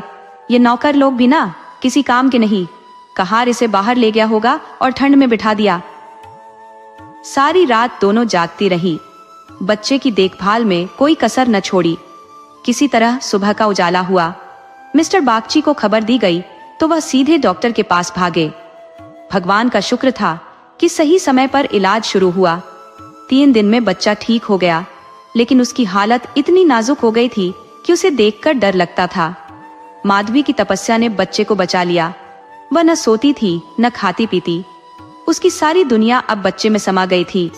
वह देवताओं से प्रार्थना करती, मनौतियां मांगती, बच्चे की बलाएं लेती। वह पूरी तरह अपनी सुध बुद्ध खो चुकी थी। जो माधवी यहाँ अपना बदला लेने आई थी, वही अब परोपकार की मिसाल बन गई थी। सुबह का समय था। मिस्टर बागची बच्चे के झूले के पास बैठे थे। उनकी पत्नी सिर दर्द से परेशान पास की चारपाई पर लेटी थी। माधवी बच्चे के लिए दूध गर्म कर रही थी। अचानक मिस्टर बागची बोले, बूढ़ा, तुमने जो किया वह कभी नहीं भूल सकता। बच्चे की जान तुमने बचाई। उनकी पत्नी ने भी सहमति जताते हुए कहा, यह सचमुच देवी बनकर हमारे दुख हरने आई है। अगर यह न होती तो न जाने क्या हो जाता।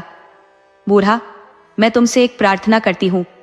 अब तक यह बच्चा तुम्हारे आशीर्वाद से बचा है। मैं अभागिन हूँ, डरती हूँ कि भगवान इसे हमारे हाथों से न छीन ले। मुझे इसे गोद में लेने तक से डर लगता है। आज से यह तुम्हारा बच्चा है। शायद तुम्हारे हाथों में यह सुरक्षित रहे। तुम इसकी माँ बन जाओ। तुम इसे अपने घर ले जाओ, जहां चाहे वहां ले जाओ। इसे तुम्हारी गोद में देकर मेरा मन पूरी तरह निश्चिंत हो जाएगा। सच तो यह है कि इसकी असली माँ तुम हो। मैं तो बस एक राक्षसी हूँ। माधवी ने धीरे से कहा, बहू जी, भगवान सब ठीक करेंगे। क्यों इतना मन छोटा करती हो? मिस्टर बागची ने गहरी आवाज में कहा, नहीं नहीं बूढ़ी माता, इसमें कोई समस्या नहीं है। मैं अपने तर्क से तो इन सब बातों को अंधविश्वास ही मानता हूँ, पर दिल से इन्हें पूरी तरह नकार नहीं पाता। मुझे याद है, मेरी माँ ने भी मुझे बचाने के लिए एक धोबिन के हाथ बेच दिया था। मेरे 3 भाई पहले ही चले गए थे। जब मैं बच गया तो माँ बाप ने मान लिया कि यह उसी कदम का नतीजा था। अब मैं चाहता हूँ कि तुम इस बच्चे की देखभाल करो, इसे अपना बेटा मानकर पालो पोसो। जितना खर्च होगा हम देते रहेंगे। इस बात की कोई चिंता मत करना। कभी कभी जब दिल करेगा आकर देख लेंगे। हमें पूरा भरोसा है कि तुम इसकी देखभाल हमसे बेहतर करोगी। मैं खुद एक पापी हूँ। जिस नौकरी में हूँ वहां बिना कुकर्म किए काम चल ही नहीं सकता। झूठी गवाहियां बनानी पड़ती है, बेगुनाहों को फंसाना पड़ता है। मेरा विवेक इतना कमजोर हो चुका है कि हर प्रलोभन में फंस जाता हूँ। जानता हूँ कि बुराई का नतीजा बुरा ही होता है, लेकिन हालात से मजबूर हूँ। अगर यह सब न करूं तो नौकरी से निकाल दिया जाऊं। अंग्रेज चाहे जितनी भी गलतियां करे, उन पर कोई सवाल नहीं उठाता, लेकिन एक हिंदुस्तानी छोटी सी भूल भी कर दे तो अफसर उसके पीछे पड़ जाते हैं। हमें बड़े पद मिलने ही नहीं चाहिए। मिल जाए तो आत्मा का पतन निश्चित है। बड़े पद पर बने रहने के लिए हमें ऐसी बातें करनी पड़ती हैं जो किसी अंग्रेज के दिमाग में कभी नहीं आती। तो बताओ, क्या तुम इस बच्चे को अपनी गोद में ले लोगी? माधवी की आंखें भर आईं। उसने भावुक होकर कहा, बाबूजी, अगर आपकी यही इच्छा है तो मुझसे जितना भी बन पड़ेगा मैं आपकी सेवा करूंगी। भगवान से मेरी यही प्रार्थना है कि बच्चे को दीर्घायु करें। माधवी को ऐसा लग रहा था जैसे स्वर्ग के दरवाजे उसके सामने खुल गए हों। देवियां मानो उसे आशीर्वाद देने के लिए आगे बढ़ाई हों। उसके दिल के अंदर जैसे रोशनी की लहरें दौड़ रही थी। इस स्नेह और सेवा में जो शांति थी वह उसे कहीं और नहीं मिल सकती थी। बालक अब भी चादर ओढ़े बेखबर सो रहा था। जब माधवी ने दूध गर्म होने के बाद उसे झूले से उठाया तो चीख निकल गई। बच्चे का शरीर ठंडा पड़ चुका था और उसके चेहरे पर ऐसा पीलापन छाया था जो किसी का भी दिल दहला दे। उसे देख कलेजे में हुक उठती, गला रुंध जाता और आंखों से आंसुओं की धार बहने लगती। जिसने उसे एक बार देख लिया वह यह दृश्य कभी भूल नहीं सकता। माधवी ने बच्चे को अपनी गोद में कसकर भींच लिया, जबकि उसे तुरंत नीचे सुला देना चाहिए था। चारों तरफ मातम मच गया। मां ने उसे गले से चिपकाकर रोते रोते आंचल भिगो डाला, लेकिन उसे जमीन पर नहीं रख सकी। घर भर में कोहराम था, बातें कुछ और हो रही थी और हो कुछ और गया। मौत की यही तो अजीब चाल है। वह तब कभी नहीं आती जब उसकी उम्मीद की जाती है। जब रोगी संभलने लगता है, दवा और परहेज से ठीक होने के संकेत मिलने लगते हैं और परिवार वाले राहत की सांस लेने लगते हैं, उसी समय मौत घात लगाकर अपना प्रहार करती है। यही उसकी निर्दयी लीला है।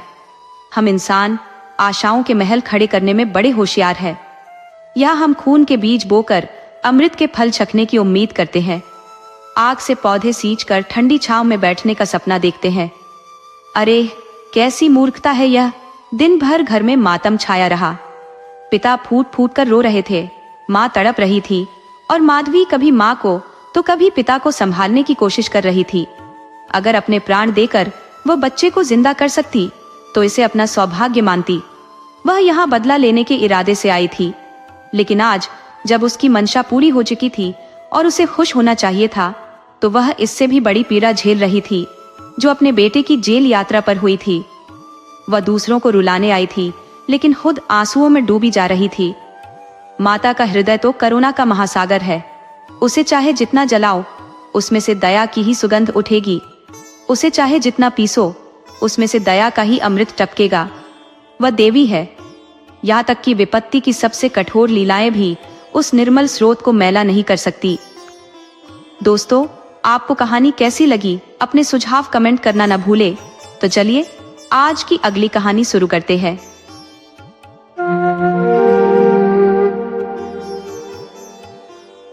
संध्या का वक्त था। कचहरी का कामकाज समाप्त हो चुका था। अहलकार और चपरासी अपनी जेबें खनखनाते हुए घर की राह पकड़ चुके थे। मेहतर कचरे के ढेर में इस आस में खंगाल रहा था कि शायद कहीं कुछ सिक्के हाथ लग जाएं। कचहरी के बरामदे अब वकीलों की जगह सांडों ने हथिया थे और पेड़ों के नीचे जहां पहले मुहर्रिर बैठा करते थे, वहां अब कुत्तों ने डेरा जमा लिया था। इसी वक्त एक बुजुर्ग व्यक्ति जो फटे पुराने वस्त्रों में लिपटा हुआ था, लाठी के सहारे चलता हुआ मिस्टर जी शून्य सिन्हा के बंगले पर पहुंचा और सायबान के नीचे खड़ा हो गया। जन साहब के अर्दली ने उसे दूर से ही ललकारा। कौन है सायबान में खड़ा? क्या चाहिए? बुजुर्ग ने नर्म लेकिन दृढ़ स्वर में कहा। गरीब ब्राह्मण हूं भैया, साहब से मिलने का काम है। अर्दली ने उपेक्षापूर्ण ढंग से कहा। साहब, तुम जैसे लोगों से नहीं मिलते। बुजुर्ग ने अपनी लाठी पर जोर देते हुए प्रत्युत्तर दिया। क्यों भाई, क्या मैं डाकू या चोर हूं, या मेरे चेहरे पर कुछ लिखा हुआ है? अर्दली ने कटाक्ष करते हुए कहा। भीख मांगकर मुकदमा लड़ने आए होंगे। बुजुर्ग ने गंभीरता से कहा। तो इसमें कोई पाप है? अगर घर बेचकर लड़ाई नहीं लड़ता तो क्या बुरा करता? या तो मुकदमा लड़ते लड़ते उम्र बीत गई, लेकिन घर का पैसा कभी नहीं उड़ाया। 10 भले लोगों से मांगा और एक को दिया। नाम का डंका बजता है गांव में। किसी ने जरा भी विरोध किया तो उसे अदालत में घसीटा। अर्दली ने व्यंग्य से कहा। किसी बड़े आदमी से कभी पाला नहीं पड़ा? बुजुर्ग ने ठहाका लगाते हुए उत्तर दिया। अरे मियाँ, बड़े बड़े सूरमाओं को उनकी औकात दिखा दी। हाई कोर्ट तक के चक्कर काट चुका हूँ। गांव से कौड़ी तक नहीं जाती तो फिर डर क्यों? जिसकी चीज पर हाथ डाला उसे अपना बनाकर छोड़ा। अर्दली ने जब देखा कि यह व्यक्ति टलने वाला नहीं है, तो साहब से जाकर उसकी सूचना दी। मिस्टर सिन्हा ने बुजुर्ग का हुलिया पूछते हुए मुस्कान के साथ कहा। उसे तुरंत बुला लो। अर्दली ने झिझकते हुए कहा। हुजूर, वह तो बिल्कुल फटेहाल है। सिन्हा बोले। गुदड़ी में लाल ही मिलते हैं, उसे बुलाओ। मिस्टर जी शून्य सिन्हा, जो अधेड़ आयु के शांत और बेहद विचारशील व्यक्ति थे, आराम कुर्सी पर बैठे हुए थे। उनका स्वभाव न्यायप्रिय और करुणामयी था और उनके व्यक्तित्व में देवत्व झलकता था। उनकी काली आबनूस जैसी चमकती त्वचा और शानदार डील डॉल देखकर हर कोई प्रभावित हो जाता। बुजुर्ग ने सामने आकर सलाम किया। सिन्हा ने मुस्कुराते हुए कहा। तुम ही हो जगत पांडे? आओ बैठो। लेकिन भले आदमी, तुम्हारा मुकदमा बहुत कमजोर है। आखिर जाल भी तो ढंग का नहीं बुन पाए। जगतः ऐसा न कहिए हुजूर, मैं एक निर्धन आदमी हूँ, जान निकल जाएगी। सिन्हा, क्या तुमने किसी वकील या मुख्तार से सलाह भी नहीं ली? जगता ही अब तो सरकार की शरण में आया हूँ। सिन्हा, सरकार क्या मिसिल बदल देंगे या नए कानून बनाएंगे? तुम ठगे गए। मैं कभी भी कानून की सीमाओं से बाहर नहीं जाता। जानते हो, मेरी तजवीज कभी भी अपील में रद्द नहीं होती। जगतः यह तो आपका बड़ा धर्म होगा सरकार। सिन्हा के चरणों में गिन्नियों की एक छोटी पोटली रखता हुआ, बहुत दुखी हूँ सरकार। सिन्हा मुस्कुराते हुए, यहाँ भी अपनी चालाकी नहीं छोड़ी? और निकालो, इतनी सी रकम से प्यास नहीं बुझती, भला कम से कम दहाई तो पूरी करो। जगता हुजूर, बहुत परेशान हूँ। सिन्हा, डालो डालो, कमर में हाथ डालो, भला मेरे नाम की इज्जत तो रखो। जगता, लुट जाऊंगा सरकार। सिन्हा, लुटें तुम्हारे दुश्मन, जो इलाका बेचकर मुकदमे लड़ते हैं, उनकी खैर नहीं। तुम्हारे जजमानों का भगवान भला करे। तुम्हें किस चीज की कमी है? मिस्टर सिन्हा इस मामले में जरा भी डील नहीं देते थे। जगत ने समझ लिया कि यहाँ होशियारी काम नहीं आएगी और उसने चुपचाप 4 गिन्नियां और निकाली। लेकिन जब वह उन्हें सिन्हा के चरणों में रख रहा था तो उसकी आंखों से खून उतर आया। यह उसकी वर्षों की जमा पूंजी थी। कई सालों तक भूखा रहकर, कठिनाइयों का सामना करके, झूठी गवाहियां देकर उसने यह संपत्ति इकट्ठा की थी। इसे गंवाना उसकी आत्मा को चीर देने जैसा था। जगत पांडे के चले जाने के बाद रात के करीब 9 बजे झंड साहब के बंगले पर एक तांगा आकर रुका। तांगे से पंडित सत्यदेव उतरे, जो राजा साहब शिवपर के मुख्तार थे। मिस्टर सिन्हा ने मुस्कुराकर कहा, आप तो शायद अपने इलाके में गरीबों को बसने ही नहीं देंगे। इतना अत्याचार। सत्यदेव, गरीब परवर, ऐसा कहिए कि गरीबों की वजह से अब हमें वहां रहना मुश्किल हो गया है। आप जानते हैं, बिना सख्ती के काम नहीं चलता। जमींदार को कभी कभी कठोर होना ही पड़ता है। लेकिन अब हालत यह है कि अगर हम कुछ कहते भी हैं तो वही गरीब हमें आंखें दिखाने लगते हैं। सब मुफ्त में जमीन जोतना चाहते हैं। अगर लगान मांगे तो फौरन फौजदारी का दावा करने को तैयार हो जाते हैं। अब इसी जगत पांडे को देखिए हुजूर, गंगा कसम, उसका दावा सरासर झूठा है। आपसे कुछ भी छिपा तो नहीं रह सकता। अगर जगत पांडे यह मुकदमा जीत गया तो हमें बोरियां बिस्तर बांधकर भागना पड़ेगा। अब बस हुजूर ही इस मामले में कुछ कर सकते हैं। राजा साहब ने हुजूर को सलाम कहा है और निवेदन किया है कि जगत पांडे को ऐसी सजा दे कि वह याद रखे। सिन्हा भवों को तिरछा करते हुए, कानून मेरे घर तो नहीं बनता सत्यदेव, सब कुछ तो आपके ही बस में है। ये कहते हुए गिन्नियों की एक गड्डी मेज पर रख दी। मिस्टर सिन्हा ने गड्डी को आंखों से टोलते हुए कहा, इसे राजा साहब की ओर से मेरी सलामी समझकर पेश कर दीजिए। लेकिन आखिरकार आपको वकील भी तो रखना होगा। उसे क्या देंगे? सत्यदेव, हुजूर, यह तो आपके ऊपर निर्भर है।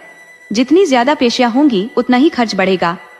सिन्हा, मैं चाहूं तो इस मामले को महीनों खींच सकता हूं। सत्यदेव, हाँ, ये बात तो मानी हुई है। सिन्हा, अगर 5 पेशियां हो गई तो कम से कम आपके 1000 रुपए और जाएंगे। बेहतर यही होगा कि आधी रकम अभी दे दे। मामला पहली पेशी में ही निपट जाएगा। आपकी आधी बचत हो जाएगी।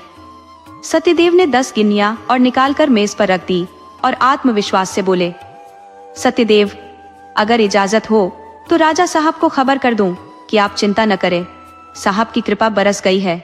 मिस्टर सिन्हा तेज आवाज में, जी नहीं, ये कहने की कतई जरूरत नहीं। मैं इस रकम को किसी शर्त पर स्वीकार नहीं कर रहा। मैं वही करूंगा जो कानून का तकाजा है। मैं कानून के खिलाफ एक बाल बराबर भी नहीं जा सकता। ये मेरा उसूल है। आप लोग जो मेरी खातिरदारी कर रहे हैं वह आपकी गलती है। जो मेरा ईमान खरीदने की कोशिश करेगा वह मेरा दुश्मन होगा। मैं जो कुछ लेता हूँ उसे सच्चाई का इनाम समझकर लेता हूँ। जगत पांडे को पूरा यकीन था कि मुकदमे में उसकी जीत होगी, लेकिन जब तजवीज सुनी तो उसके होश फाख्ता हो गए। न केवल दावा खारिज हुआ बल्कि खर्च की चपत भी अलग से पड़ी। ये मेरे साथ धोखा है। अगर मैंने लाला साहब को इसका सबक न सिखाया तो ब्राह्मण नहीं। ये किस समझ में है? मेरे गाढ़े पसीने की कमाई यूं ही कैसे हजम कर जाएंगे? हाड़ तोड़कर निकाल लूंगा। उनके दरवाजे पर सिर पटक पटक कर जान दे दूंगा। उसी शाम को जगत पांडे ने मिस्टर सिन्हा के बंगले के सामने डेरा डाल दिया। वहां एक घना बरगद का पेड़ था। मुकदमे वाले लोग वहीं बैठकर सत्तू चबेना खाते और दोपहर की गर्मी उस छांव में बिताते थे। जगत पांडे वहीं बैठकर मिस्टर सिन्हा की खुलकर बुराई करता। न वह कुछ खाता न पीता, बस अपनी दुख भरी कहानी लोगों को सुनाता रहता। जो भी उसकी बात सुनता झंड साहब को कोसने लगता। आदमी नहीं, पिशाच है, इसे ऐसी जगह मारना चाहिए जहां पानी भी न मिले। पूरे पैसे लेकर भी मुकदमे में हार दिला दी। यही करना था तो पैसे क्यों लिए थे? ये है हमारे अपने लोग, इनसे तो अंग्रेज ही बेहतर है। दिन भर ऐसी ही आलोचनाएं चलती।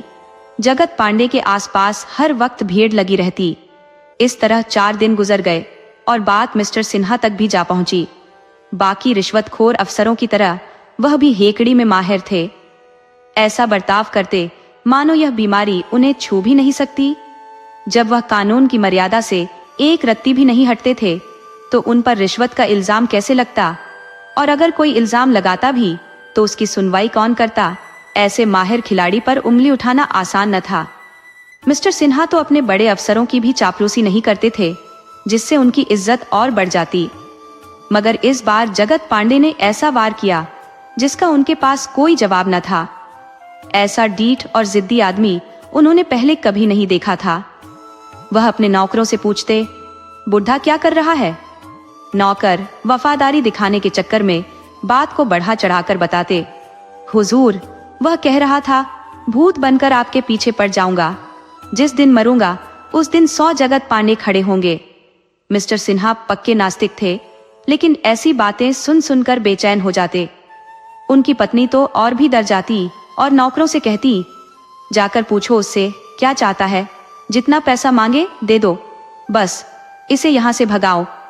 मगर मिस्टर सिन्हा अपने इशारे से नौकरों को मना कर देते। उन्हें यकीन था कि भूख और प्यास से तंग आकर वह खुद ही भाग जाएगा। छठे दिन खबर मिली कि जगत पांडे अब कुछ बोल नहीं पा रहा और आकाश की ओर ताकते हुए चुपचाप पड़ा है। ऐसा लग रहा था जैसे आज रात उसकी आखिरी हो। ये सुनकर मिस्टर सिन्हा ने एक गहरी सांस ली और सोच में डूब गए। उनकी पत्नी आंखों में आंसू भरकर उनसे कहने लगी, तुम्हें मेरी कसम है, जाकर इस मुसीबत को खत्म करो। अगर ये बुढ़ा यहीं मर गया तो हम कहीं के नहीं रहेंगे। अब पैसों की मत सोचो, अगर 2-4 हजार देने पड़े तो दे दो। तुमको जाने में शर्म आती हो तो मैं खुद चली जाऊंगी। मिस्टर सिन्हा बोले, जाने का इरादा तो कई दिनों से है, लेकिन वहां हर वक्त भीड़ लगी रहती है। सबके सामने जाना मेरे बस की बात नहीं, चाहे कैसी भी आफत क्यों ना आ जाए। तुम 2-4 हजार की बात करती हो, मैं 5-10 हजार देने को तैयार हूं, लेकिन मैं वहां जा नहीं सकता।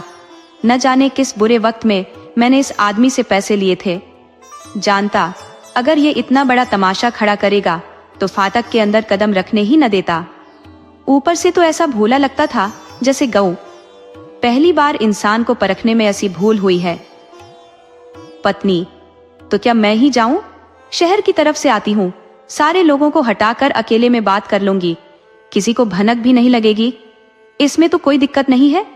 मिस्टर सिन्हा संदिग्ध भाव से, जो समझने वाले हैं वो समझ ही जाएंगे, चाहे तुम कितना भी छिपाने की कोशिश करो। पत्नी, समझ जाएंगे तो समझने दो, अब और डरने का कोई फायदा नहीं। बदनामी पहले ही कम नहीं है जो और बढ़ जाएगी। सब जानते हैं कि तुमने पैसे लिए, बिना वजह कोई इस तरह जान देने को तैयार नहीं होता। फिर ये झूठी शान क्यों दिखा रहे हो? मिस्टर सिन्हा अब अंदर छुपे दर्द को दबा नहीं सके। बोले, प्रिय, ये झूठी शान नहीं है। जिस तरह एक चोर अदालत में कोड़े खाने से उतनी शर्म महसूस नहीं करता, उतनी किसी बड़े अफसर को रिश्वत का पर्दा खुलने पर होती है। उस जहर खाकर जान दे देगा, लेकिन समाज के सामने अपनी इज्जत की चादर नहीं उतारेगा। सब कुछ खत्म होते देख सकता है, लेकिन इस अपमान को बर्दाश्त नहीं कर सकता। ये तो मुझे जरा भी डर नहीं है कि ब्राह्मण भूत बनकर हमें सताएगा या हमें उसकी पूजा करनी पड़ेगी। मुझे पता है कि पाप का दंड भी हमेशा नहीं मिलता, लेकिन हिंदू संस्कारों की वजह से थोड़ा बहुत डर मन में है। ब्रह्महत्या का दाग लेकर आत्मा कांपती है। बस इतनी बात है। मैं आज रात किसी तरह मौका देखकर जाऊंगा और इस मुसीबत से जो हो सकेगा निपटने की कोशिश करूंगा। थोड़ा सब्र करो। आधी रात का वक्त हो चला था। मिस्टर सिन्हा चुपचाप घर से निकले और अकेले ही जगत पांडे को समझाने चल दिए। बरगद के पेड़ के नीचे गहरा सन्नाटा पसरा हुआ था। अंधकार ऐसा था जैसे काली रात ने चारों तरफ अपने पंख फैला रखे हों। जगत पांडे की सांसें इतनी तेज चल रही थी जैसे मौत उसे खींच रही हो। मिस्टर सिन्हा के बदन में झुरझुरी दौड़ गई। मन में ख्याल आया, बुढ़ा कहीं मर तो नहीं रहा। उन्होंने अपनी जेब से लालटेन निकाली और पास जाकर बोले, पांडे जी क्या हाल है? जगत पांडे ने धीरे से आंखें खोली, उठने की नाकाम कोशिश की और बोला, मेरा हाल पूछ रहे हो? दिख नहीं रहा, मर रहा हूं। सिन्हा, तो इस तरह जान क्यों दे रहे हो? जगतः अगर तुम्हारी यही चाहत है तो मैं क्या करूं? सिन्हा, मेरी तो ऐसी कोई इच्छा नहीं थी, लेकिन हाँ, तुम जरूर मेरा सर्वनाश करने पर आमादा हो। आखिरकार मैंने तुम्हारे सिर्फ 150 रुपये ही तो लिए हैं। क्या इतने से पैसों के लिए तुम इतना बड़ा तमाशा खड़ा कर रहे हो? जगतः बात 150 रुपये की नहीं है। तुमने मेरी जिंदगी को बर्बाद कर दिया।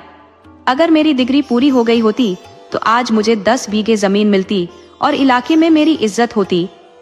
तुमने सिर्फ 150 नहीं छीने, मेरे पूरे 5000 का नुकसान कर दिया। हाँ, पूरे 5000। लेकिन याद रखना, ये घमंड ज्यादा दिन नहीं टिकेगा। सत्यानाश तय है। इस अदालत में भले तुम्हारा राज चलता हो, लेकिन भगवान के दरबार में ब्राह्मणों का ही राज है। ब्राह्मण का धन खाकर कोई सुखी नहीं रह सकता। मिस्टर सिन्हा ने बहुत पछतावा और शर्मिंदगी जताई। उन्होंने मिन्नतें की और आखिरकार पूछा, सच सच बताओ पांडे, कितने रुपए चाहिए ताकि तुम ये तमाशा बंद कर दो? जगत पांडे ने जोर लगाकर उठने की कोशिश की और उत्सुकता से बोले, 5000 से 1 कौड़ी भी कम नहीं लूंगा। सिन्हा, 5000 तो बहुत ज्यादा है। इतना जुल्म मत करो। जगतः नहीं, इससे कम पर बात नहीं बनेगी। ये कहते हुए जगत पांडे फिर लेट गए। उनके शब्दों में इतना पक्का इरादा था कि मिस्टर सिन्हा कुछ और कहने की हिम्मत नहीं कर सके। वे घर लौटे, लेकिन रास्ते में उनकी नीयत बदल गई। मन ही मन बोले, 5000 देना तो अपने आप पर कलंक लगाना है। मरने दो उसे। कैसी ब्रह्म हत्या और कौन सा पाप? ये सब झूठ है। बदनामी होगी। सरकारी अफसर तो वैसे भी बदनाम रहते हैं, कोई नई बात थोड़े ही होगी। उन्होंने सोचा, पांडे समझ रहा होगा कि मैं फंस गया हूं। अगर हर 6 दिन में 5000 रुपये मिलते हों तो मैं भी महीने में 4-5 बार यही अनुष्ठान करूं। 5000 छोड़ो, मुझे कोई 1000 ही दे दे। यहाँ तो महीने भर की खटपट के बाद कहीं जाकर 6000 की सूरत देख पाता हूँ, और कभी कभार तो नोच खसोट के बावजूद ज्यादा कुछ हाथ नहीं आता। वो चारपाई पर लेटने ही वाले थे कि उनकी पत्नी अचानक सामने आ खड़ी हुई। उनके बाल बिखरे हुए थे, आंखों में खौफ झलक रहा था। उनकी देह हल्की हल्की कांप रही थी। बड़ी मुश्किल से उन्होंने कहा, आधी रात होने को आई है, तुम पांडे के पास क्यों नहीं जाते? मैंने अभी ऐसा खौफनाक सपना देखा है कि अब तक कलेजा धड़क रहा है। जान को खतरा महसूस हो रहा है। जाकर किसी तरह इस संकट को टालो। मिस्टर सिन्हा, वहीं से तो लौट कर आ रहा हूं। तुम्हारी चिंता से मैं कम परेशान नहीं हूं। अभी आकर सांस भी नहीं ली थी कि तुम आ गई। पत्नी, अच्छा तो तुम गए थे? क्या हुआ, मान गया वो? सिन्हा, 5000 रुपये मांग रहा है। पत्नी, 5000? सिन्हा, 1 कौड़ी भी कम करने को तैयार नहीं है, और मेरे पास इस वक्त 1000 से ज्यादा नहीं है। पत्नी ने कुछ पल सोचने के बाद कहा, जितना मांगता है उतना ही दे दो। किसी भी तरह इस झमेले से पीछा तो छूटे। अगर तुम्हारे पास रुपए नहीं है तो मैं दे देती हूँ। अभी से सपने डराने लगे हैं। वो बच गया तो प्राण कैसे बचेंगे? बोलता चालता तो है ना? मिस्टर सिन्हा का रंग यदि आबनूस जैसा था तो उनकी पत्नी चंदन सी थी। सिन्हा उनके गुलाम की तरह थे, उनके इशारों पर चलने वाले, और पत्नी भी पति को साधने में निपुण थी। सुंदरी और भोलेपन में अपवाद है, क्योंकि सुंदर स्त्रियां अक्सर पुरुष के हृदय को वश में करना बखूबी जानती है। सिन्हा, तो लाओ, देता हूं, लेकिन वह आदमी बड़ा जिद्दी है, कहीं रुपये लेकर इधर उधर सबको न दिखाता फिरे। पत्नी, इसे अभी इसी वक्त यहां से भगाना होगा। सिन्हा, तो निकालो, मैं दे आता हूं। जिंदगी में ये बात भी याद रहेगी। पत्नी ने अविश्वास भरे स्वर में कहा, चलो मैं भी साथ चलती हूँ। इस वक्त कौन देखेगा? पत्नी से अधिक पुरुष के स्वभाव को और कौन समझ सकता है। मिस्टर सिन्हा की प्रवृत्तियों से उनकी पत्नी भली भांति परिचित थी।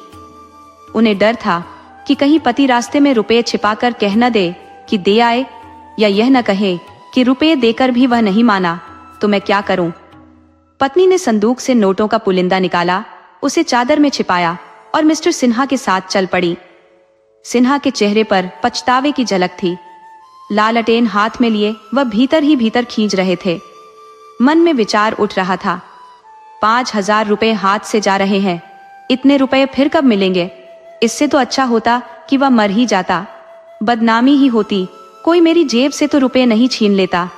काश ईश्वर करे वह मर चुका हो। दोनों अभी फाटक तक ही पहुंचे थे कि देखा, जगत पांडे लाठी देखते हुए उनकी ओर आ रहा था। उसका चेहरा ऐसा भयानक था जैसे किसी श्मशान से प्रेत उठकर आ रहा हो। पत्नी ने कहा, महाराज, हम तो आ ही रहे थे, आपने क्यों कष्ट किया? रुपये लेकर सीधे घर चले जाएंगे ना? जगत, हाँ हाँ, सीधे घर ही जाऊंगा। रुपये कहाँ है, जरा दिखाओ।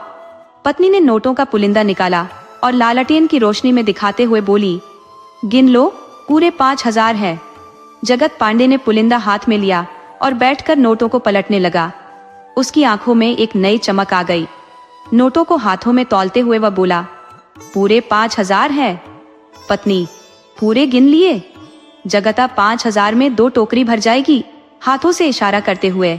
इतने सारे 5,000? सिन्हा, अब भी यकीन नहीं हो रहा तुम्हें? जगता है, पूरे 5,000। अब जाऊं, भागूं? यह कहते ही वह नोटों का पुलिंदा लेकर लड़खड़ाते हुए कुछ कदम चला, जैसे कोई नशे में हो, और फिर अचानक जमीन पर धड़ाम से गिर पड़ा। मिस्टर सिन्हा दौड़कर उसे उठाने पहुंचे तो देखा कि उसकी आंखें पथरा चुकी थी और चेहरा मुरझा गया था। सिन्हा, पांडे, क्या हुआ? चोट लग गई कहीं? जगत ने एक बार अपना मुंह खोला, जैसे कोई मृत चिड़िया हल्के से चोंच खोल देती है। जीवन की आखिरी डोर टूट चुकी थी। उसके होंठ खुले थे और नोटों का पुलिंदा उसकी छाती पर रखा हुआ था। इतने में पत्नी भी वहां पहुंच गई और शव देखकर सन्न रह गई। पत्नी, इसे क्या हो गया? सिन्हा, मर गया और क्या हो गया? पत्नी, सिर पकड़कर, मर गया। हे भगवान, अब क्या करेंगे? ये कहकर वह तेजी से बंगले की ओर भागी। सिन्हा ने भी शव पर से नोटों का पुलिंदा उठाया और चुपचाप चल दिए। पत्नी, अब इन पैसों का क्या होगा? सिन्हा, किसी धर्म कार्य में दान कर दूंगा। पत्नी, घर में मत रखना, खबरदार। हाय भगवान! अगले दिन पूरे शहर में खबर आग की तरह फैल गई। जगत पांडे ने जंड साहब पर अपनी जान दे दी। जब उसका शव उठा तो हजारों लोग साथ थे। हर ओर सिन्हा को खुलेआम कोसा जा रहा था।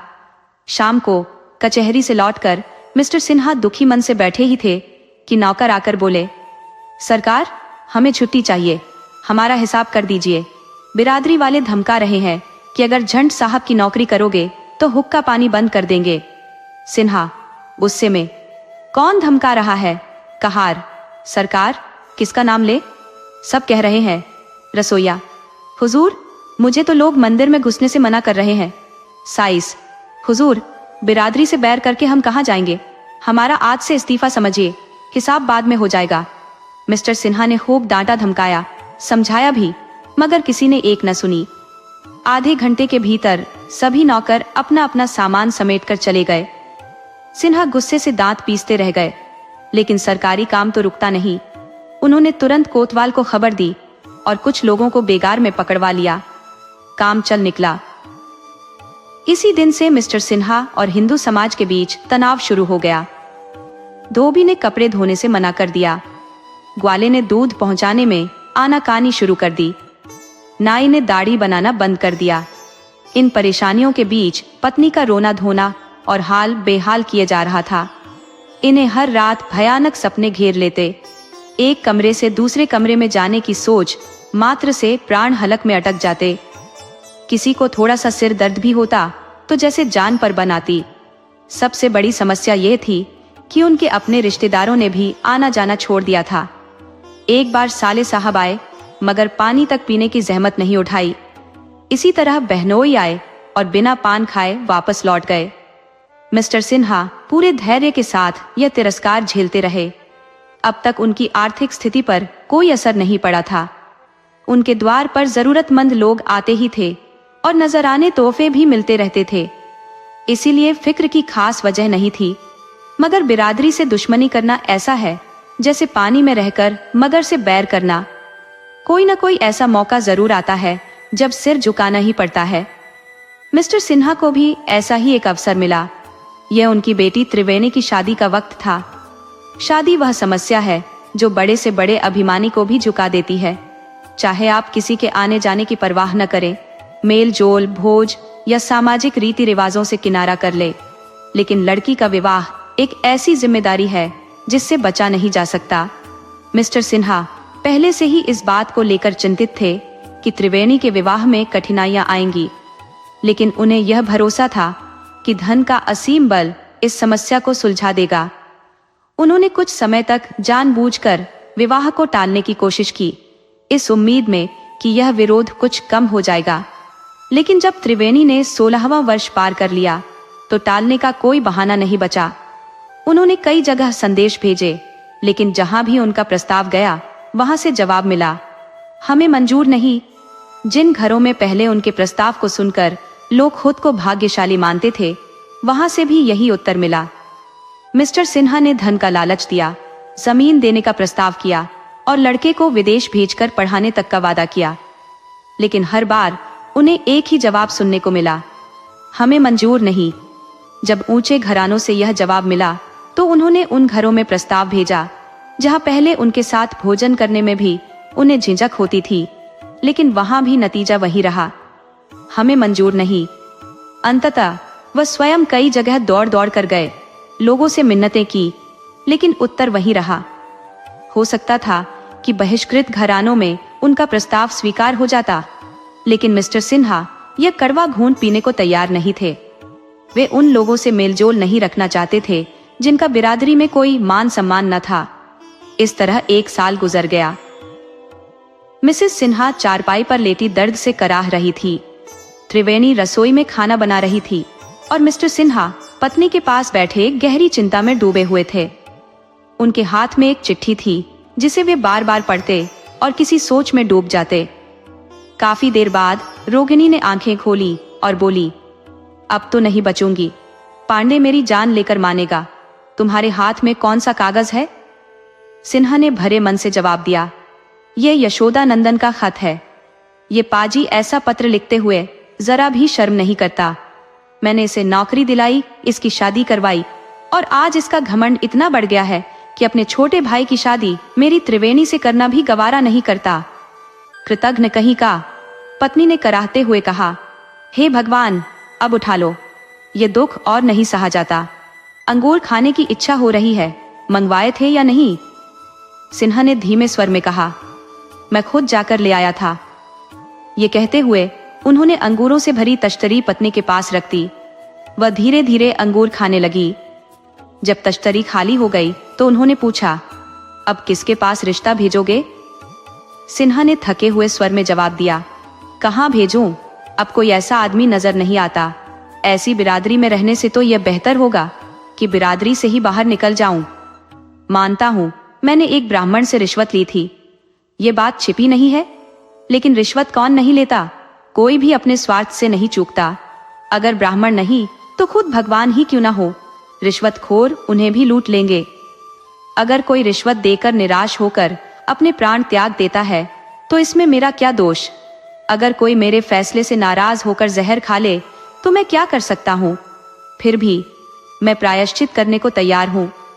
बिरादरी जो सजा देगी उसे मानने को तैयार हूँ।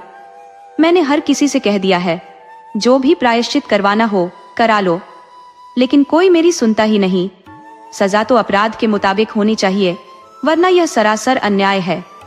अगर बिरादरी मुझे किसी मुसलमान का छुआ भोजन खाने पर काला पानी भेजने की सजा सुनाए तो मैं यह कभी नहीं मानूंगा, और अगर अपराध हुआ है तो वह मेरा है। मेरी त्रिवेणी ने क्या गलत किया है? मेरे अपराध के लिए मेरी बेटी को सजा देना पूरी तरह अनुचित है। पत्नी ने गहरी सांस लेते हुए कहा, लेकिन अब करोगे क्या? कोई दूसरी पंचायत क्यों नहीं बनाते? सिन्हा बोले, पंचायत में भी वही बिरादरी के बड़े लोग होंगे, उनसे किसी इंसाफ की उम्मीद रखना बेकार है। सच तो यह है कि मेरी इस बेइज्जती की जड़ ईर्ष्या है। मुझे देखकर सबके सीने में जलन होती है और इसी बहाने ये लोग मुझे नीचा दिखाने की कोशिश कर रहे हैं। मैं इनके इरादों को अच्छी तरह समझता हूँ। पत्नी ने गहरी सांस लेते हुए कहा, मन की सारी इच्छाएं अधूरी रह गई। अब इन्हीं अरमानों को दिल में लिए दुनिया छोड़कर जाना पड़ेगा। भगवान की जैसी इच्छा। तुम्हारी बातों से मुझे डर लगने लगा है। मेरी बच्ची का भविष्य क्या होगा, ये सोचकर कलेजा कांप उठता है। लेकिन तुमसे आखिरी विनती है, बिरादरी से बाहर मत जाना। अगर तुमने ऐसा किया तो परलोक में भी मेरी आत्मा बेचैन रहेगी। ये गम मेरी जान ले रहा है। हाय, मेरी बच्ची पर कैसी विपदा आने वाली है। ये कहते कहते मिसेस सिन्हा की आंखों से आंसू बहने लगे। मिस्टर सिन्हा ने उन्हें सांत्वना देते हुए कहा, इन बातों की फिक्र मत करो प्रिय, मेरे मन में बस ऐसे ख्याल आ जाते हैं। मैं तुमसे सच कहता हूँ, बिरादरी के इस अन्याय ने मेरा दिल छलनी कर दिया है। पत्नी ने धीमे स्वर में कहा, बिरादरी को गलत मत कहो। अगर बिरादरी का डर न हो तो आदमी न जाने क्या क्या अनर्थ कर डाले। बिरादरी को बुरा मत कहो। ये कहते हुए उन्होंने अपने सीने पर हाथ रखा और दर्द से कराहते हुए बोली, यहाँ बहुत दर्द हो रहा है। यशोदानंद ने भी सीधा इनकार कर दिया। किसी तरह चैन नहीं मिल रहा। क्या करूं, हे भगवान? सिन्हा ने चिंतित होकर पूछा। डॉक्टर को बुलाऊं? पत्नी ने थके हुए स्वर में कहा, अगर तुम्हारा दिल कहे तो बुला लो, लेकिन मुझे लगता है कि अब मेरा समय पूरा हो गया है। बस जरा त्रिवेणी को बुला दो, आखिरी बार उससे प्यार कर लूं। मेरा मन बैठा जा रहा है। हाय मेरी बच्ची, मेरी त्रिवेणी। दोस्तों, आपको कहानी कैसी लगी अपने सुझाव कमेंट करना न भूले।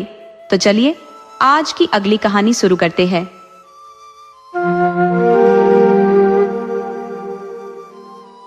कुछ पुरुष अपनी पत्नियों से इसलिए खिन्न रहते हैं कि उनके घर केवल बेटियां क्यों जन्म लेती हैं, पुत्र क्यों नहीं। ये जानते हुए भी कि इसमें स्त्री का दोष नहीं, या है भी तो उतना ही जितना उनका खुद का, फिर भी उनकी नाराजगी का सिलसिला चलता रहता है। वे पत्नी को अभागिन कहते हैं और हर मौके पर उसकी भावनाओं को चोट पहुंचाते हैं। निरुपमा भी उन्हीं अभागिन औरतों में से थी और घमंडी लाल त्रिपाठी उन्हीं जड़बुद्धि और कटु हृदय पतियों में से। निरुपमा की कोख से लगातार 3 बेटियां जन्मी और इस वजह से वह पूरे घर की नजरों में गिर गई। सास ससुर की नाराजगी से उसे उतना दुख नहीं था, क्योंकि वे पुराने ख्यालात के लोग थे, जिनकी सोच में बेटियां केवल बोझ और पाप मानी जाती थी। परंतु उसे असली चोट अपने पति की उपेक्षा से मिलती थी। त्रिपाठी जी, जो पढ़े लिखे और जागरूक होने का दावा करते थे, निरुपमा को कभी अपनत्व नहीं दिखाते। उल्टा उसे ताने मारते, तीखे बोल बोलते, प्यार तो दूर, उससे सीधी बात तक नहीं करते। कई कई दिन घर से बाहर रहते और जब आते भी तो ऐसा माहौल बनाते जैसे सब कुछ निरुपमा की गलती हो। उसकी हालत यह थी कि पति की थोड़ी सी मुस्कान, एक मीठे शब्द के लिए उसका दिल तड़पता रहता। वह अपनी बेटियों को खुलकर प्यार करने से भी डरती। सोचती कि लोग कहेंगे, लो देखो इस अभागिन का घमंड। जब त्रिपाठी जी घर लौटने वाले होते तो वह किसी न किसी बहाने से बेटियों को उनकी आंखों से दूर कर देती। त्रिपाठी जी ने तो यहाँ तक कह दिया था कि अगर अगली बार बेटी हुई तो वे घर छोड़ देंगे। इस धमकी ने निरुपमा की चिंताओं को और बढ़ा दिया। निरुपमा ने न जाने कितने व्रत और उपवास किए, मंगलवार, रविवार, निर्जला एकादशी और भी अनेक। पूजा पाठ उसका नित्य नियम था, लेकिन कोई भी अनुष्ठान उसकी मनोकामना पूरी नहीं कर सका। रोज रोज तिरस्कार, अपमान और उपेक्षा सहते सहते उसका मन संसार से विरक्त होने लगा। जहां एक मीठे बोल के लिए कान तरस जाए, प्रेम भरी दृष्टि के लिए आंखें लालायित रहे और एक आलिंगन के लिए दिल बेकल हो, ऐसे माहौल में जीने की रुचि भला क्यों बनी रहे। ये कहानी समाज की कुरीतियों और अंधविश्वासों पर एक व्यंग्य है। बोलचाल की भाषा में इसे ऐसे समझा सकते हैं। निरुपमा बड़ी परेशान थी। उसने अपनी भाभी को चिट्ठी लिखी, जिसमें उसका दर्द साफ झलक रहा था। भाभी ने जवाब दिया, घबराओ मत, तुम्हारे भैया जल्दी ही तुम्हें लेने आएंगे। यहाँ एक महात्मा आए हैं जिनका आशीर्वाद कभी खाली नहीं जाता। कई औरतें जो माँ नहीं बन पाई, उनके आशीर्वाद से बच्चों की माँ बन गई। तुम भी आओ, जरूर फायदा होगा। निरुपमा ने ये चिट्ठी अपने पति घमंडी लाल को दिखाई। वो बोले, अरे ये सब महात्माओं के बस की बात नहीं, ये तो भगवान का काम है। निरुपमा बोली, पर महात्माओं के पास भी तो कुछ शक्तियां होती है। घमंडी लाल ने कहा, होती होंगी, पर ऐसे सच्चे महात्मा मिलना मुश्किल है। निरुपमा ने जिद की, मैं तो इस महात्मा के दर्शन करूंगी। घमंडी लाल ने उदासी से कहा, कर लो, ये भी आजमा लो। कुछ दिन बाद निरुपमा अपने भाई के साथ मायके गई। तीनों बेटियों को भी साथ ले गई। वहां भाभी ने गले लगाकर कहा, तुम्हारे घर वाले बड़े नासमझ हैं। इतनी प्यारी बच्चियां हैं तुम्हारे पास, फिर भी रोते रहते हैं। अगर ये तुम्हें भारी लगती है तो मुझे दे दो। रात को जब दोनों साथ लेटी तो निरुपमा ने पूछा, भाभी वो महात्मा कहाँ रहते हैं? भाभी ने हंसते हुए कहा, इतनी जल्दी क्या है, बता दूंगी। निरुपमा ने उत्सुकता से कहा, पास ही रहते हैं ना? भाभी बोली, हाँ बहुत पास, जब कहोगी बुला दूंगी। निरुपमा ने पूछा, क्या वो आप लोगों पर बहुत खुश है? भाभी ने कहा, दोनों टाइम यही खाना खाते हैं, यहीं रहते हैं। निरुपमा ने अधीर होकर कहा, तो आज मुझे उनके दर्शन करा दो। भाभी ने चुटकी ली, भेंट क्या दोगी? निरुपमा बोली, मैं क्या दे सकती हूँ? भाभी ने हंसते हुए कहा, अपनी सबसे छोटी बेटी दे देना। निरुपमा झल्ला गई, चलो मजाक मत करो। भाभी बोली, अच्छा फिर एक बार उन्हें गले लगने देना। निरुपमा गुस्से से बोली, भाभी अगर ऐसी बातें करोगी तो मैं लौट जाऊंगी। भाभी ने ठाका लगाकर कहा, वो महात्मा बड़े रसिक मिजाज के हैं। निरुपमा ताव में बोली, तो ऐसे महात्मा चूल्हे में जाए, ये कोई ढोंगी होगा? भाभी ने मुस्कुराकर कहा, उनका आशीर्वाद तो इसी शर्त पर मिलेगा, और कोई भेंट वो मानते ही नहीं। निरुपमा खींचते हुए बोली, तुम तो ऐसे बोल रही हो जैसे उनकी एजेंट हो। भाभी ने हंसते हुए कहा, हाँ मैं ही सब तय करती हूँ, भेंट भी लेती हूँ, आशीर्वाद भी देती हूँ और उनकी खातिर खाना भी खा लेती हूँ। ये बातचीत निरुपमा के भ्रम और समाज में फैले धूम का पर्दाफाश करती है। निरुपमा, तो यह सब चाल तुम्हारी थी ताकि मुझे बुलाने का बहाना मिल सके? भावज, नहीं, इसके साथ साथ तुम्हें ऐसे तरीके भी सिखा दूंगी कि तुम्हारा घर आराम का बसेरा बन जाए। इसके बाद दोनों में फुसफुसाहट शुरू हो गई। जब भावत चुप हुई तो निरुपमा ने संशय से पूछा, और अगर फिर से बेटी हुई तो? भावज, तो क्या हुआ? कुछ वक्त तो चैन से कटेगा, ये कुछ सुकून भरे पल कोई छीन थोड़े ही सकता है। अगर बेटा हुआ तो क्या कहना, और अगर बेटी हुई तो नई युक्ति ढूंढी जाएगी। तुम्हारे जैसे अक्ल के दुश्मनों के साथ यही तो तरकीबें काम आती है। निरुपमा, मुझे यह सब करने में झिझक होती है। भावज, त्रिपाठी जी को चिट्ठी लिख दो कि महात्मा जी के दर्शन हुए और उन्होंने तुम्हें वरदान दिया। भगवान ने चाहा तो उसी दिन से तुम्हारी इज्जत बढ़ जाएगी। घमंडी लाल दौड़े दौड़े आएंगे और तुम्हारे ऊपर जान छिड़केंगे। कम से कम साल भर तो सुकून मिलेगा, आगे देखा जाएगा। निरुपमा, पति से छल करना पाप नहीं होगा? भावज, ऐसे स्वार्थी इंसानों के साथ छल करना पुण्य के बराबर है। 3-4 महीने बाद निरुपमा अपने घर वापस लौटी। घमंडीलाल खुद उसे लेने आए थे। सरहज ने महात्मा जी की महिमा का रंग और भी गाढ़ा कर दिया। बोली, ऐसा कभी नहीं हुआ कि महात्मा जी का आशीर्वाद खाली गया हो। हाँ, जिसका भाग्य ही खराब हो उसे कौन बचा सकता है। घमंडीलाल ऊपर से तो इन बातों को टालते रहे, लेकिन अंदर ही अंदर असर हो गया। अब निरुपमा की आवभगत शुरू हुई। जब वह गर्भवती हुई तो घर में नई नई उम्मीदें जागने लगी। सास, जो हर वक्त उसे ताने और व्यंग्य सुनाती रहती थी, अब उसे सिर पर बिठाने लगी। कहती, बहू तुम रहने दो, मैं ही रसोई कर लूंगी, कहीं तुम्हें तकलीफ ना हो। अगर निरुपमा पानी भरने या कोई चीज उठाने लगती तो सास दौड़कर कहती, बहू छोड़ दो, मैं कर लूंगी, तुम कोई भारी चीज मत उठाओ। लड़कियों से कुछ फर्क नहीं पड़ता, लेकिन लड़के तो पेट में ही अपने होने का मान करने लगते हैं। अब निरुपमा के लिए खास इंतजाम किए गए। दूध और पौष्टिक चीजें लाई जाने लगी ताकि बच्चा सेहतमंद और गोरा हो। घमंडीलाल भी उपहारों की बरसात करने लगे। हर महीने नई चीजें लाते। निरुपमा का जीवन इतना सुखद पहले कभी नहीं था। यहाँ तक कि जब वह नई नवेली दुल्हन बनकर आई थी तब भी नहीं। महीने बीतते चले गए। निरुपमा को अब धीरे धीरे अनुभव होने लगा कि वह शायद एक कन्या को जन्म देने वाली है, लेकिन इस बात को उसने अपने भीतर ही दबा रखा था। वह मन ही मन सोचती, ये तो सावन की धूप है, कब घटा गिराए कोई भरोसा नहीं, जितना सुखा सकती हूँ सुखा लूं। वह छोटी छोटी बातों पर बिगड़ने लगी थी। पहले ऐसी रूढ़िवादी स्वभाव की नहीं थी, लेकिन अब घर के लोग उसके गुस्से को भी सहन करते थे। कोई भी उसके सामने छू तक न करता, ये सोचकर कि बहू का दिल दुखा तो बच्चा परेशानी में आ जाएगा। कभी कभी वह केवल घर वालों को चढ़ाने के लिए पूजा पाठ करती। उसे लगता कि इन स्वार्थी लोगों को जलाना ही सबसे अच्छा है।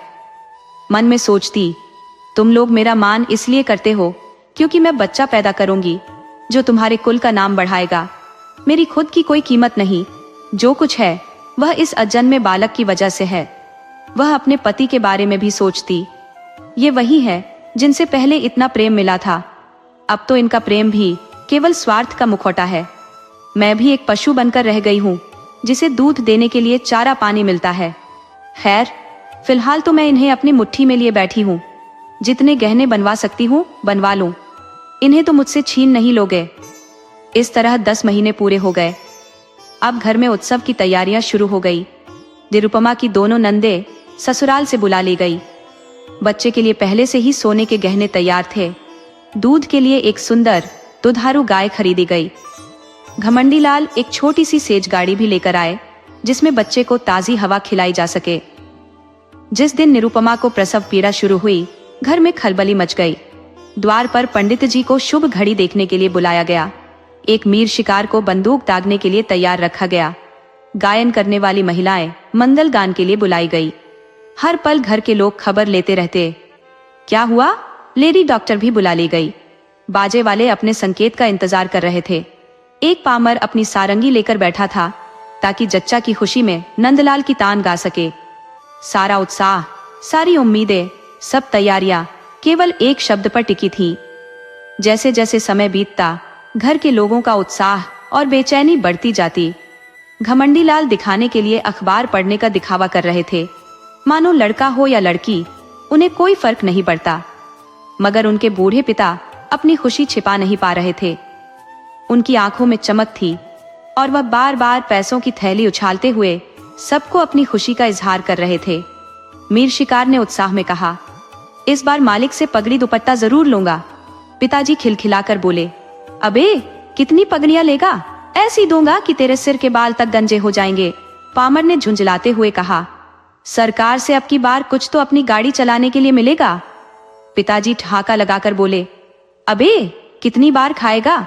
इतना भर दूंगा कि पेट ही फट जाएगा। इतने में मेहरी घबराई हुई भीतर से बाहर निकली।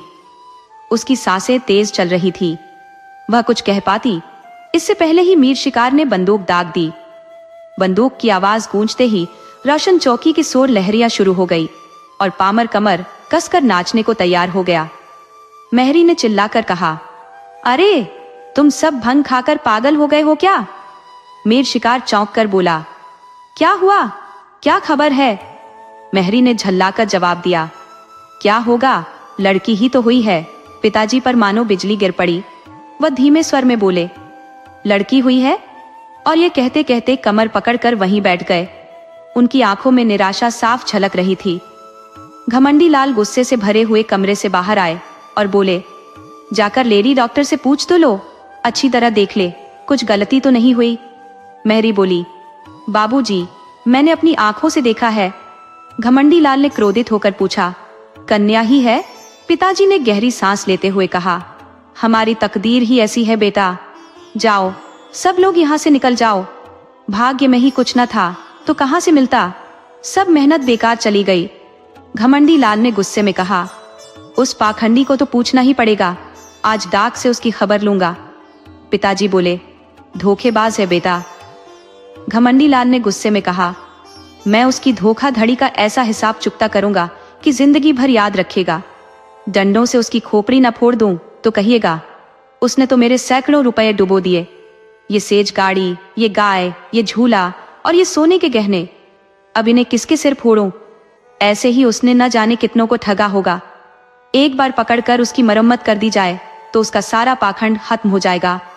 पिताजी ने गहरी सांस लेकर कहा, बेटा शांत हो जाओ। भाग्य में जो लिखा था वही हुआ। लड़का हो या लड़की, दोनों ही ईश्वर की देन है। जहां 3 है वहां एक और सही। पिता और पुत्र के बीच यही चर्चा चलती रही। उधर पामर, मीर शिकार और बाकी लोग अपने अपने रास्ते चले गए। घर में उदासी का माहौल छा गया। लेडी डॉक्टर को भी विदा कर दिया गया। सौर में अब केवल जच्चा और दाई रह गई। वृद्धा माता इतनी निराश हो गई कि उसी समय पलंग पकड़कर लेट गई। जब बच्चे की बरही की रस्म पूरी हुई तो घमंडी लाल गुस्से से भरे अपनी पत्नी निरुपमा के पास आए और व्यंग्यात्मक लहजे में बोले, फिर लड़की पैदा हो गई। निरुपमा ने सिर झुकाए हुए शांत स्वर में उत्तर दिया, मैं क्या कर सकती हूँ, इसमें मेरा कोई वश नहीं। घमंडी लाल ने तमतमाते हुए कहा, उस कपड़ी बाबाजी ने हमें बुरी तरह मूर्ख बना दिया। निरुपमा ने हल्की झुंझलाहट से कहा, अब क्या कहूँ, शायद मेरे भाग्य में यही लिखा है। वहां कितनी ही औरतें बाबाजी को घेरे रहती थी। अगर वे किसी से कुछ लेते तो लोग कहते कि वह ठग है, लेकिन कसम ले लो, मैंने उन्हें एक पैसे की भी मदद नहीं की। घमंडी लाल चढ़कर बोले, उसने लिया या नहीं लिया, लेकिन यहाँ तो सब खत्म हो गया। अब तो साफ हो गया कि हमारी तकदीर में पुत्र नहीं लिखा। जब कुल का नाम डूबना ही है तो आज डूबा या 10 साल बाद, क्या फर्क पड़ता है। अब मैं कहीं दूर चला जाऊंगा, गृहस्थी में रखा ही क्या है। वह काफी देर तक अपने भाग्य को कोसते रहे, लेकिन निरुपमा ने एक बार भी सिर उठाकर उनकी ओर नहीं देखा। निरुपमा की जिंदगी में वही पुरानी तकलीफें वापस लौट आईं। तानों की बौछार, अपमान, अनदेखी और बेरुखी। किसी को यह चिंता नहीं होती थी कि वह खा पी रही है या नहीं, स्वस्थ है या बीमार, खुश है या दुखी। घमंडी लाल ने भले ही कहीं जाने का अपना इरादा त्याग दिया, लेकिन निरुपमा को उनकी ये धमकियां लगभग रोज सुननी पड़ती थी। कई महीने इसी तरह गुजर गए। निरुपमा ने फिर अपने भाभी सुकेशी को पत्र लिखा, तुमने तो मुझे और भी बड़ी मुसीबत में डाल दिया। इससे तो पहले की स्थिति ही बेहतर थी। अब तो कोई ये भी नहीं पूछता कि मैं मर रही हूँ या जी रही हूँ। अगर यही हाल रहा तो स्वामी जी चाहे संन्यास लें या न लें, लेकिन मैं जरूर संसार छोड़ दूंगी। भाभी ने यह पत्र पढ़ा और स्थिति की गंभीरता को भांप लिया। इस बार उन्होंने निरुपमा को बुलाया नहीं, क्योंकि जानती थी कि घर वाले उसे विदा नहीं करेंगे। अपने पति को साथ लेकर वह खुद निरुपमा के घर आ गई। सुकेशी, जो कि बहुत मिलनसार और हाजिर जवाब स्वभाव की थी, आते ही निरुपमा की गोद में बच्ची को देखकर चौंक पड़ी। वह तुरंत बोली, अरे ये क्या हुआ। सास ने गहरी सांस लेते हुए कहा, भाग्य है और क्या। सुकेशी ने तुरंत टोका, भाग्य कैसा, लगता है इसने महात्मा जी की बातों पर ध्यान नहीं दिया होगा। ऐसा तो हो ही नहीं सकता कि जो उन्होंने कहा हो वह गलत निकले। सुकेशी ने निरुपमा की ओर देखते हुए पूछा, क्यों, तुमने मंगल का व्रत रखा था। निरुपमा ने जवाब दिया, हाँ, बिना किसी विघ्न के सारे व्रत पूरे किए। सुकेशी ने फिर पूछा, और 5 ब्राह्मणों को मंगल के दिन भोजन कराया था। निरुपमा ने थोड़ा सकुचाते हुए कहा, नहीं, यह तो उन्होंने नहीं कहा था। सुकेशी ने माथा पकड़कर कहा, अरे यह क्या किया। मुझे साफ साफ याद है कि उन्होंने बहुत जोर देकर यह बात कही थी। तुम्हें लगा होगा कि ब्राह्मणों को भोजन कराने से क्या होता है, पर यह नहीं समझा कि कोई भी अनुष्ठान तब तक सफल नहीं होता जब तक पूरी विधि से उसका पालन न किया जाए। सास ने अफसोस जताते हुए कहा, इसने तो कभी इसकी चर्चा ही नहीं की, नहीं तो 5 क्या 10 ब्राह्मणों को भोजन करा देती। हमारे धर्म में तो कोई कमी नहीं है। सुकेशी ने मुस्कुराते हुए कहा, कुछ नहीं रानी, बस छोटी सी चूक हो गई। बेटे का मुख देखना इतना सरल नहीं होता, बड़ी तपस्या करनी पड़ती है, और तुमने मंगल के एक व्रत से ही हाथ खींच लिया। सास ने तुरंत कहा, क्या कहे, अभागिन है। घमंडी लाल तंज कसते हुए बोले, अरे ऐसी कौन सी बड़ी बात थी जो याद नहीं रही। लगता है ये जानबूझकर सबकी खिंचाई करना चाहती है। सास ने गंभीर स्वर में कहा, यही तो मैं भी सोचती हूँ कि महात्मा की बात कैसे विफल हो सकती है। मैं तो 7 साल तक तुलसी माता को दिया चढ़ाती रही, तब जाकर पुत्र का जन्म हुआ था। घमंडी लाल ने तीखे स्वर में कहा, इन्होंने तो समझा था कि यह दाल भात जैसा आसान काम है। सुकेशी ने बात संभालते हुए कहा, खैर जो हुआ सो हुआ। अब कल मंगल है, फिर से व्रत रखो और इस बार 7 ब्राह्मणों को भोजन कराओ। फिर देखो महात्मा जी की बात कैसे सच होती है। घमंडी लाल ने निराशा में सिर हिलाते हुए कहा, इनसे तो कुछ नहीं होगा, सब बेकार है। सुकेशी ने आत्मविश्वास से कहा, बाबूजी, आप तो समझदार हैं, इतनी छोटी सी बात पर क्यों निराश हो रहे हैं। अभी तो आपकी उम्र ही क्या है, कितने बेटे चाहिए, वह सब भी हो सकता है। अगर कभी ज्यादा हो गया तो मुझे कहिएगा। सास ने हंसते हुए कहा, बेटी दूध पूत से भला कोई संतुष्ट हुआ है? सुकेशी ने उत्साहपूर्वक कहा। ईश्वर ने चाहा तो आप लोगों का मन भी भर जाएगा, मेरा तो भर गया है। घमंडी लाल ने चेतावनी देते हुए कहा। सुन लो महारानी, इस बार कोई गड़बड़ न करना, अपने भाभी से सब कुछ अच्छे से पूछ लेना। सुकेशी ने हंसकर कहा। आप बेफिक्र रहे, मैं सब लिख कर दे दूंगी। क्या खाना है, कैसे रहना है, स्नान का तरीका क्या होगा, सब समझा दूंगी। और अम्मान जी, आज से 18 महीने बाद आपसे बड़ा इनाम लूंगी। सुकेशी 1 सप्ताह तक रुकी और निरुपमा को व्रत और नियमों की हर बात अच्छे से समझा कर गई। निरुपमा ने फिर वही किया और इस बार उसका सौभाग्य जैसे लौट आया। घमंडी लाल इतने खुश हुए कि अतीत के सारे दुख भूल गए। निरुपमा का सम्मान फिर से बढ़ गया। सास ने उसे सिर माथे पर बिठा लिया और घर के लोग उसकी सेवा में लग गए। दिन गुजरते गए। कभी निरुपमा कहती, अम्मान जी, मैंने सपना देखा कि एक वृद्धा ने मुझे नारियल दिया और कहा कि इसे संभाल लो। कभी कहती, अम्मान जी, पता नहीं क्यों आजकल मेरे दिल में अजीब अजीब उमंगें उठ रही है। जी चाहता है कि गाने सुनूं, नदी में नहाने जाऊं, हर वक्त एक नशा सा महसूस होता है। सास यह सुनकर मुस्कुराती और कहती, बहू, ये सब शुभ संकेत है।